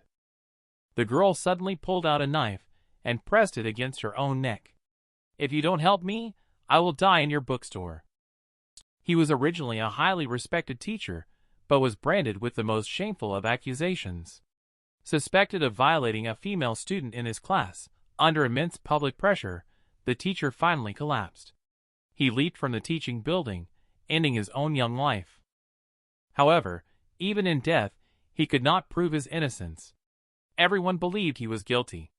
The school, in order to appease public pressure, the school compensated the girl tens of thousands of yuan, so the girl began to enjoy the compensation without guilt. She not only did not feel guilty, but felt that making money this way was much faster. So, she targeted a wealthy girl in her class. The two agreed to go to the nightclub to have fun. She stole the mysterious wallet and deceived her friend by saying her own wallet was also stolen. And inside, there was the tuition fee for her school. Kind-hearted Lin Yi decided to borrow money from her brother-in-law in order to help the girl. Zhou Ze was speechless after receiving the call. He himself was broke. How could he lend money to Lin Yi? But before he could refuse, the sister-in-law arrived at the bookstore by taxi. Zhou Ze was speechless. The sister-in-law who always looked down on herself. Now she is actually acting spoiled. There is a girl standing behind Lin Yi. The girl is very beautiful, but she appears to have a somewhat timid personality. Zhou Ze was thinking about how to reject Lin Yi, but at that moment, a middle-aged man who was originally reading a book in the shop suddenly stood up with a loud noise. The veins on the man's face were bulging, and he gritted his teeth, appearing very angry. Zhou Ze saw the situation. He quickly pressed down the man with his hand. He ordered Ying to go get the money. Lin Yi happily took the money handed to him. Then she took the girl's hand and bid farewell to Zhou Ze before leaving. The middle-aged man still wanted to catch up. He was pressed against the glass window by Zhou Ze directly. "You can't change your nature, can you? You're already dead, yet you still don't shed a tear until you see the coffin." After saying that, Zhou Ze pointed to the glass window in front and said, "Take a look at what hat you are wearing on your head." The middle-aged man looked up. He was wearing a tall hat on his head. The hat also had "Beast in Human Clothing" written on it. He was stunned in place for a moment. Then he bent over to apologize to Zhou Ze, muttering to himself, "Bringing shame to oneself, bringing shame to oneself." Zhou Ze pointed to the hat and asked Ying, "What does this mean exactly?" "Put the lid on the coffin and pass judgment. Just like ancient emperors after they passed away. People will all have a posthumous title, so this hat is the evaluation given to him by the social network around him after his death. But this also depends on luck, just like a corrupt official in the Song dynasty who, after death, received the evaluation of frame a loyal and virtuous person." Zhou Ze reached out his ghostly claws, ready to send this "Beast in Human Clothing" back to hell. But the man unexpectedly pulled out a stack of hell banknotes. "Can you let me finish reading this book?" Zhou Ze looked at the middle-aged man and asked, "What's your name? What did you do when you were alive?" The man slightly bowed and said that his name is Renshindu, and he used to be a Chinese language teacher in a high school. Bai Ying snorted coldly, "Indeed, a beast in human clothing." Zhou Ze waved his hand and agreed to the man's request. He took out his phone and started searching for the man's name. But at this moment, Lin Yi suddenly walked in again. Zhou Ze glanced at the middle-aged man. He found that the man did not erupt this time. He was still sitting there quietly reading a book. Sister-in-law is holding a mobile phone. She took several photos inside the shop. Then she started talking into her phone saying, "I told you, I'm studying at Su Li's shop tonight. Now do you believe me?" After sending the voice message, Lin Yi breathed a sigh of relief. That was close. Luckily, I hadn't called a cab yet, or I would have been exposed. Zhou Ze saw that only Lin Yi was there. He then asked her where the girl had gone. Lin Yi said the girl had already taken a taxi home. She mentioned that once she has allowance next month, she will pay Zhou Ze back. Zhou Ze was a bit puzzled and asked, "Why is it you who is repaying me?" Lin Yi sighed and said, "It's not me who will be repaying you. Should I ask her to repay you? Her father is paralyzed at home, her mother can only work odd jobs, and she was even violated by the head teacher in middle school. That's why she is a bit introverted now. I am her good sister. Don't I need to take care of her a little more?" She waved her hand and left the bookstore while saying that. Zhou Ze was looking at the news on his phone. He said to the middle-aged man, "The teacher who was reported in the news for assaulting the girl. It's you, isn't it?" The man remained silent and continued to look at the book quietly. "What have you done to her in the end? If you don't answer me, I will send you to hell right now." The middle-aged man closed the book at this moment. "The book is finished, and I should hit the road too, no matter what. She is ultimately my student. It is my responsibility if I didn't educate her well." Zhou Ze suddenly realized that it was all rumors. The middle-aged man didn't touch her. The girl splashed dirty water to deceive for compensation. It seems that Lin Yi was also deceived by that girl. How could a girl from a poor family go to a nightclub with Lin Yi? It's okay that you cheated on Lin Yi. The key point is that she took Zhou Ze's money. At this moment, the girl had already returned home. The messy room was filled with the sound of parents arguing. The girl had already gotten used to all of this. Her parents never asked about her life. She returned to her own room. She took out the stolen wallet from her pocket. There was a lot of cash inside the wallet, as well as many VIP cards. A scornful smile appeared at the corner of her mouth. "Ha ha, wealthy people. The rich bitch." Then she casually tossed the wallet into the trash can. She opened the computer and logged into her Facebook account. And the profile picture of that account is a photo of Lin Yi. She used the identity of Lin Yi, a wealthy girl. She has gained a large number of fans. She enjoys the vanity brought to her by netizens, believing that she is Lin Yi. She finished replying to the comments from netizens. She walked to the bathroom to get ready for bed. Staying up late is a woman's enemy. She needs to take care of her body because it is her most valuable possession. When she finished washing up and returned to the room, she found a man sitting on the bed. The man was smoking and flicking ashes onto the skincare product she had just bought. The notebook she had closed was now reopened by the man. He had just seen an interesting post where a girl mentioned that her dad is the boss of a pharmaceutical company. Her mother is a local aristocrat, and she has a sister who is a medical doctor. This girl has a classmate who claimed to be assaulted by their head teacher, but it turned out she had seduced him instead. Although her wallet was stolen, her classmate pitied her and even borrowed a few thousand RMB from her brother-in-law to help her out. The girl looked nervously at the man she was speaking to. He knew Lin Yi's brother-in-law. Just recently, she had visited that bookstore. Shaking, the girl looked at Zhou Ze and asked, "Is it you? What are you doing here?" Zhou Ze looked at her with a smirk and then said very seriously, "Pay back the money. Have you ever seen such a shameless girl? She actually falsely claimed to have been assaulted just to blackmail her teacher. Moreover, she told her parents about it, and instead of stopping the girl, the parents went to the school and caused a scene." The teacher wanted to explain his innocence, but was unable to refute under public pressure. In the end, he chose to jump off the building to prove his innocence. However, even after his death, he still carried the label of beast in human clothing. Zhou Ze never expected it. The girl managed to deceive him. He went to the girl's house, wanting to retrieve the money he was tricked out of. At first, the girl was a bit nervous, but the next moment, a smile appeared on her lips, and there was no panic in her eyes. "Big brother, I don't know what you mean. Lin Yi and I are good friends, and you are her brother-in-law. Shouldn't we?" As she spoke, the girl unexpectedly took off her clothes and walked naked to Zhou Ze's side. "If I shout now, everyone in the building will hear. I will say you illegally entered the room and intended to assault me. By then, you will probably be infamous, right?" Zhou Ze chuckled. "Are you saying that not only can I not get my money back, but I also have to give you more money?" The girl raised her chin slightly. Her face was delicate, looking as if she had just taken a shower, appearing alluring. "You're not short of money, right, Lin family?"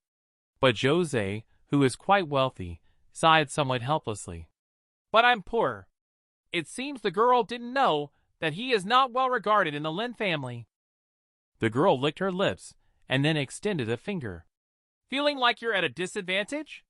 How about this? I'll accompany you for a night for $1,000.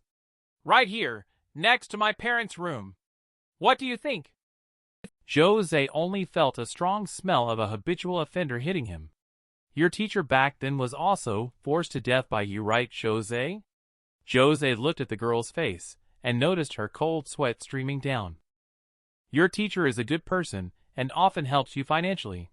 Yet you falsely accuse him of assaulting you." The girl shook off Zhou Ze's hand, shrugged, and said, "He indeed didn't touch me. I never expected him to be stupid enough to jump off the building. I just wanted some compensation from the school." Zhou Ze looked at the girl seriously and said, "What you did was wrong. He values his conscience and professional ethics the most. You have ruined them. You should clear your teacher's name and give him back his innocence." The girl put on her clothes and said, "Why should I?" She knew that the man in front of her was not interested in her. "Conscience, a person's conscience," she mocked deliberately. "I don't want to be a person. If I have a choice, I want to be a ghost." Black ghostly aura appeared in Zhou Ze's eyes. "Is that so?" The girl was so frightened that she sat on the ground and pointed at Zhou Ze, unable to speak. "Are you a human or a ghost? Don't come any closer." Zhou Ze walked to the girl, then grabbed her face and said, "If you are not a human, I will not even let you have the chance to reincarnate. After that, he left this chaotic house. He returned to the bookstore, where the middle-aged man was still sitting there reading a book. Zhou Ze asked the man if he had any other relatives at home. The man looked up at the mention and said that his parents had passed away, and he only had one sister at home. Zhou Ze took out his own phone. He opened a file. Inside were the words the girl had just said, recorded everything that had just happened. The middle-aged man opened his mouth, looking somewhat agitated. He also seemed somewhat hesitant. If this information is made public, it will ruin her life. Zhou Ze looked at the man with anger. Who will be responsible for your life? Be responsible for those implicated and the school. Be responsible for the reputation of the teaching profession. The middle-aged man's face showed a struggling expression. After a long time, he said out his sister's address. Then his spiritual body slowly began to fade. He had finished reading his book, and the obsession in his heart had come to an end. He didn't need Zhou Ze to force him anymore. He directly returned to hell. A true book lover, leaving as free-spirited as he came.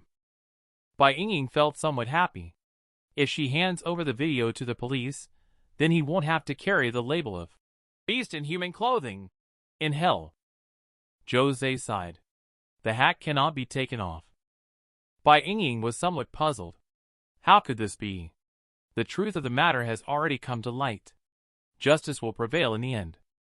Zhou Ze sat there looking somewhat desolate. Do you know? Many people don't care about the truth. They only care about whether this matter is interesting. The person who originally labeled him with that hat, even if the truth were exposed, would not admit their mistake. Most of them have only one reaction. That is, "Oh, I see." And then just go on and do whatever needs to be done. Zhou Ze didn't expect it. It's only been a few days. The girl unexpectedly came to the bookstore again. She rushed into Zhou Ze's arms and said, "As long as you help me, I am willing to do anything." He pushed the girl away from Zhou Ze and coldly said, "Don't touch me." Zhou Ze thought that after the incident was exposed, the girl would be arrested, but now it seems that she hasn't been. After some thought, he understood.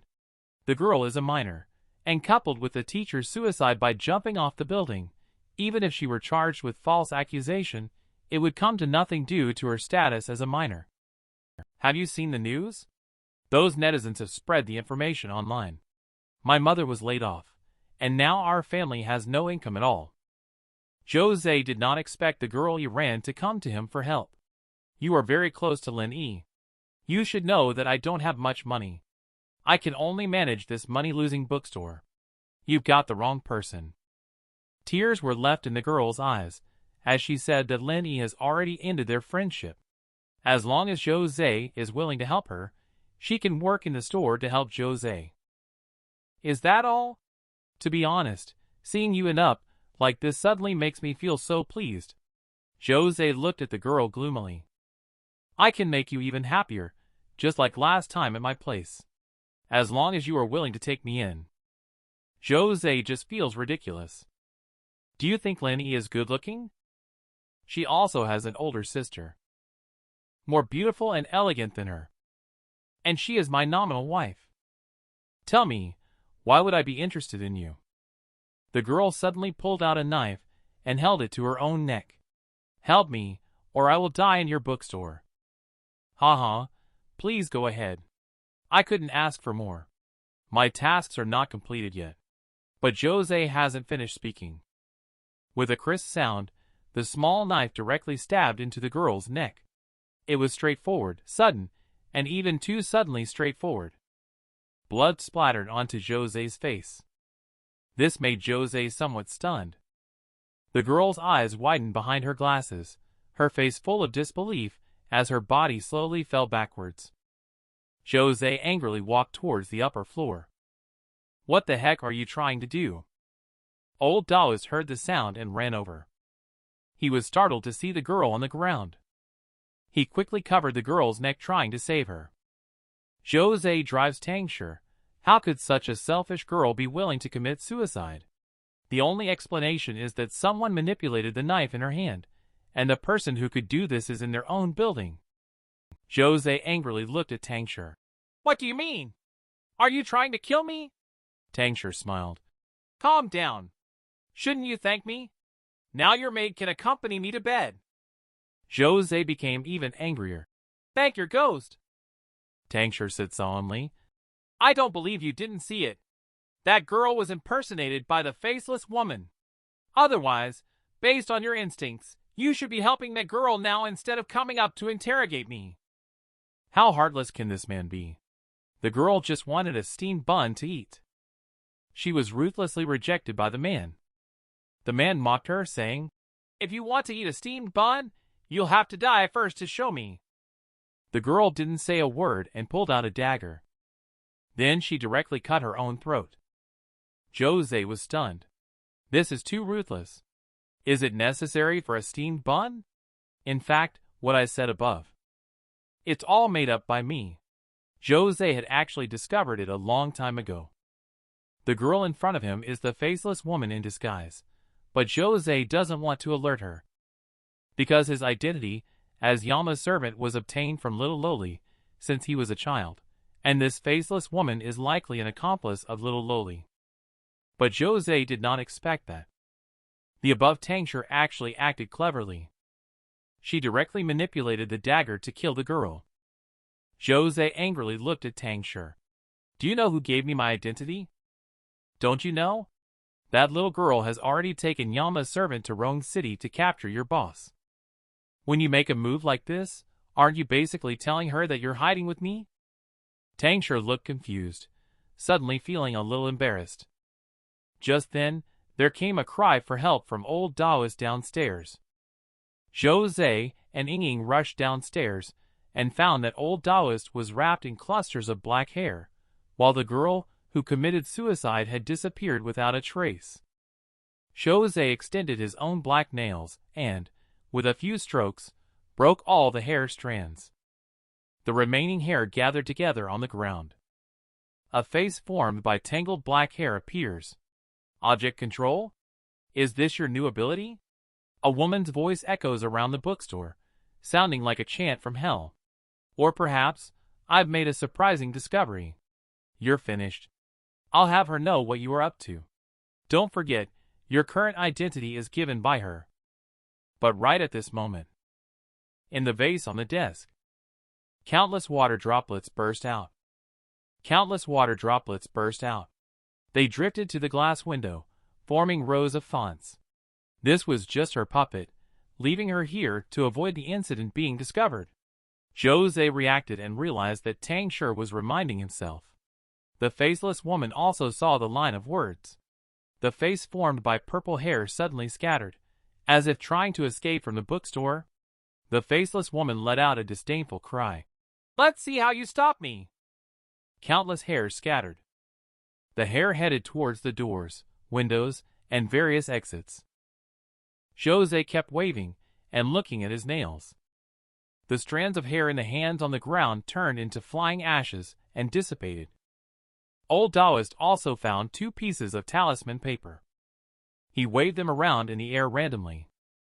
Bai Ying is indeed worthy of being a zombie who has lived for 200 years. Every time she makes a move, she can grab strands of black hair. Tangshi lying on the second floor is also not idle. She is manipulating a book. Pages are flying out of the book, cutting those black hair strands one by one. Finally, Zhou Ze eliminated the last strand of hair. Then he took a deep breath. Old Taoist was so tired that he sat on the ground, continuously wiping the sweat off his forehead. However, what they didn't notice was that at this moment, a hair had slipped to the door and was trying to sneak out through the crack in the door. But at this moment, the glass door was pushed open. A leather shoe happened to step on that hair. Su Qinglang pushed the door open and entered. Such a big commotion. Are you guys doing a big cleaning? The next morning, early in the day, Zhou Ze arrived at Su Qinglang's shop to discuss finding a new storefront. Although the temporary solution had been found for the faceless woman's puppet, it was clear that it was no longer safe there. The situation in Rome City had become uncertain, and now they could only wait for an outcome. However, the matter of moving to a new place was urgent. Su Qinglang plans to open another noodle shop because he has great confidence in his own culinary skills. But Zhou Ze is a bit speechless. When you are looking for a shop, are you blind or something? Look at this commercial center. There are all kinds of noodle restaurants everywhere. Su Qinglang took a deep breath and said, "Hey, I see that this area is quite bustling. I didn't realize there were so many competitors around. How about you move your bookstore here first, and I can sell coffee and snacks in your store? How does that sound?" Zhou Ze instantly understood. Su Qinglang had planned this a long time ago. Just as the two were discussing the shop, the man at the table behind them answered a phone call. Not long after, a female college student ran into the store, holding a note in her hand, her face full of excitement. "I passed the exam." The boy looked at the girl with some excitement. He happily picked up the girl in his arms. But what they didn't notice was that the ceiling fan above was very low. The girl's head hit the ceiling fan. With a thud, a head fell onto the table of Zhou Ze and Su Qinglang. The girl's eyes were wide open, as if she couldn't believe she had died just like that. Girls who have a boyfriend, never let your boyfriend carry you like a princess. Because of the girl in front of my eyes. She is a bloody lesson. The boy gives a kind hug. He just lifted the girl high. But they didn't notice. On the girl's head, there happened to be a rotating ceiling fan. With a crisp sound, a head fell from the sky and landed on the dining table of Zhou Ze and Su Qinglang. The girl's eyes were wide open, as if unwilling to close in death. The noodle shop was quickly cordoned off, and the surrounding area was crowded with onlookers. Su Qinglang was scared. Although he was not afraid of ghosts, anyone who saw the scene just now would probably be scared out of their wits. Su Qinglang looked at Zhou Ze. "Can a ceiling fan really cut off a person's head?" In his previous life, Zhou Ze was a doctor and had treated many patients injured by ceiling fans, but he had never seen anyone whose head was directly cut off by one. But just then, Zhou Ze saw an unbelievable scene. A woman's figure appeared on the street, with long and well-proportioned body and a pair of alluring long legs. Of course, it would be even more beautiful if she had a head. Su Qinglang was stunned. The girl had just died not long ago. How could she have turned into a vengeful ghost so quickly? Even with great grievances, it would take at least 7 days after death to become a ghost. Zhou Ze ran towards the direction of the woman. He thought about the girl's death just now. It should be related to this woman. Su Qinglang just wanted to follow. He suddenly felt dizzy. When he stood up again, he found himself still standing in the crowd, but Zhou Ze and the headless woman had already disappeared without a trace. Although Su Qinglang's cultivation was not high, he was not a rookie after all. He shouldn't have been scared by a headless ghost like this. But the impatient feeling in his heart could not be suppressed. He felt that only by finding Zhou Ze could he calm the turmoil in his heart. He pushed open the door of a noodle shop. He found Zhou Ze sitting inside. Su Qinglang ran excitedly towards Zhou Ze, as if he had seen an oasis in the desert. Zhou Ze stood up, opened his arms to welcome Su Qinglang, but Su Qinglang suddenly saw. Zhou Ze has a ceiling fan above his head. It is rotating continuously. He seemed to anticipate his own ending, that Zhou Ze would lift him up, and then his head would be just like that of the girl Su Qinglang. Wanting to stop but finding that his body was out of control, a look of terror appeared on his face. However, the envisioned princess hug did not happen. However, a foot kicked over. He directly kicked Su Qinglang out. Su Qinglang just sat up. He found himself lying by the roadside. And Zhou Ze was standing in front of him. Was I fooled by a ghost? Su Qinglang shuddered as he looked at Zhou Ze. You almost ran over and got hit by a car. That woman must have sensed that we were chasing her, so she took action against us in advance. Killing is as easy for her as drinking water. She doesn't seem like a pure ghostly being. She has now gone to the opposite shopping mall. I will go over there to chase her by myself. You just stay here and don't come over. After Zhou Ze finished speaking, Su Qinglang was not happy. Jokingly, she almost killed me. How could I let her go? Saying that, he patted Zhou Ze on the shoulder. I'll go back to cook first. You go over and finish her off, then come back to eat together.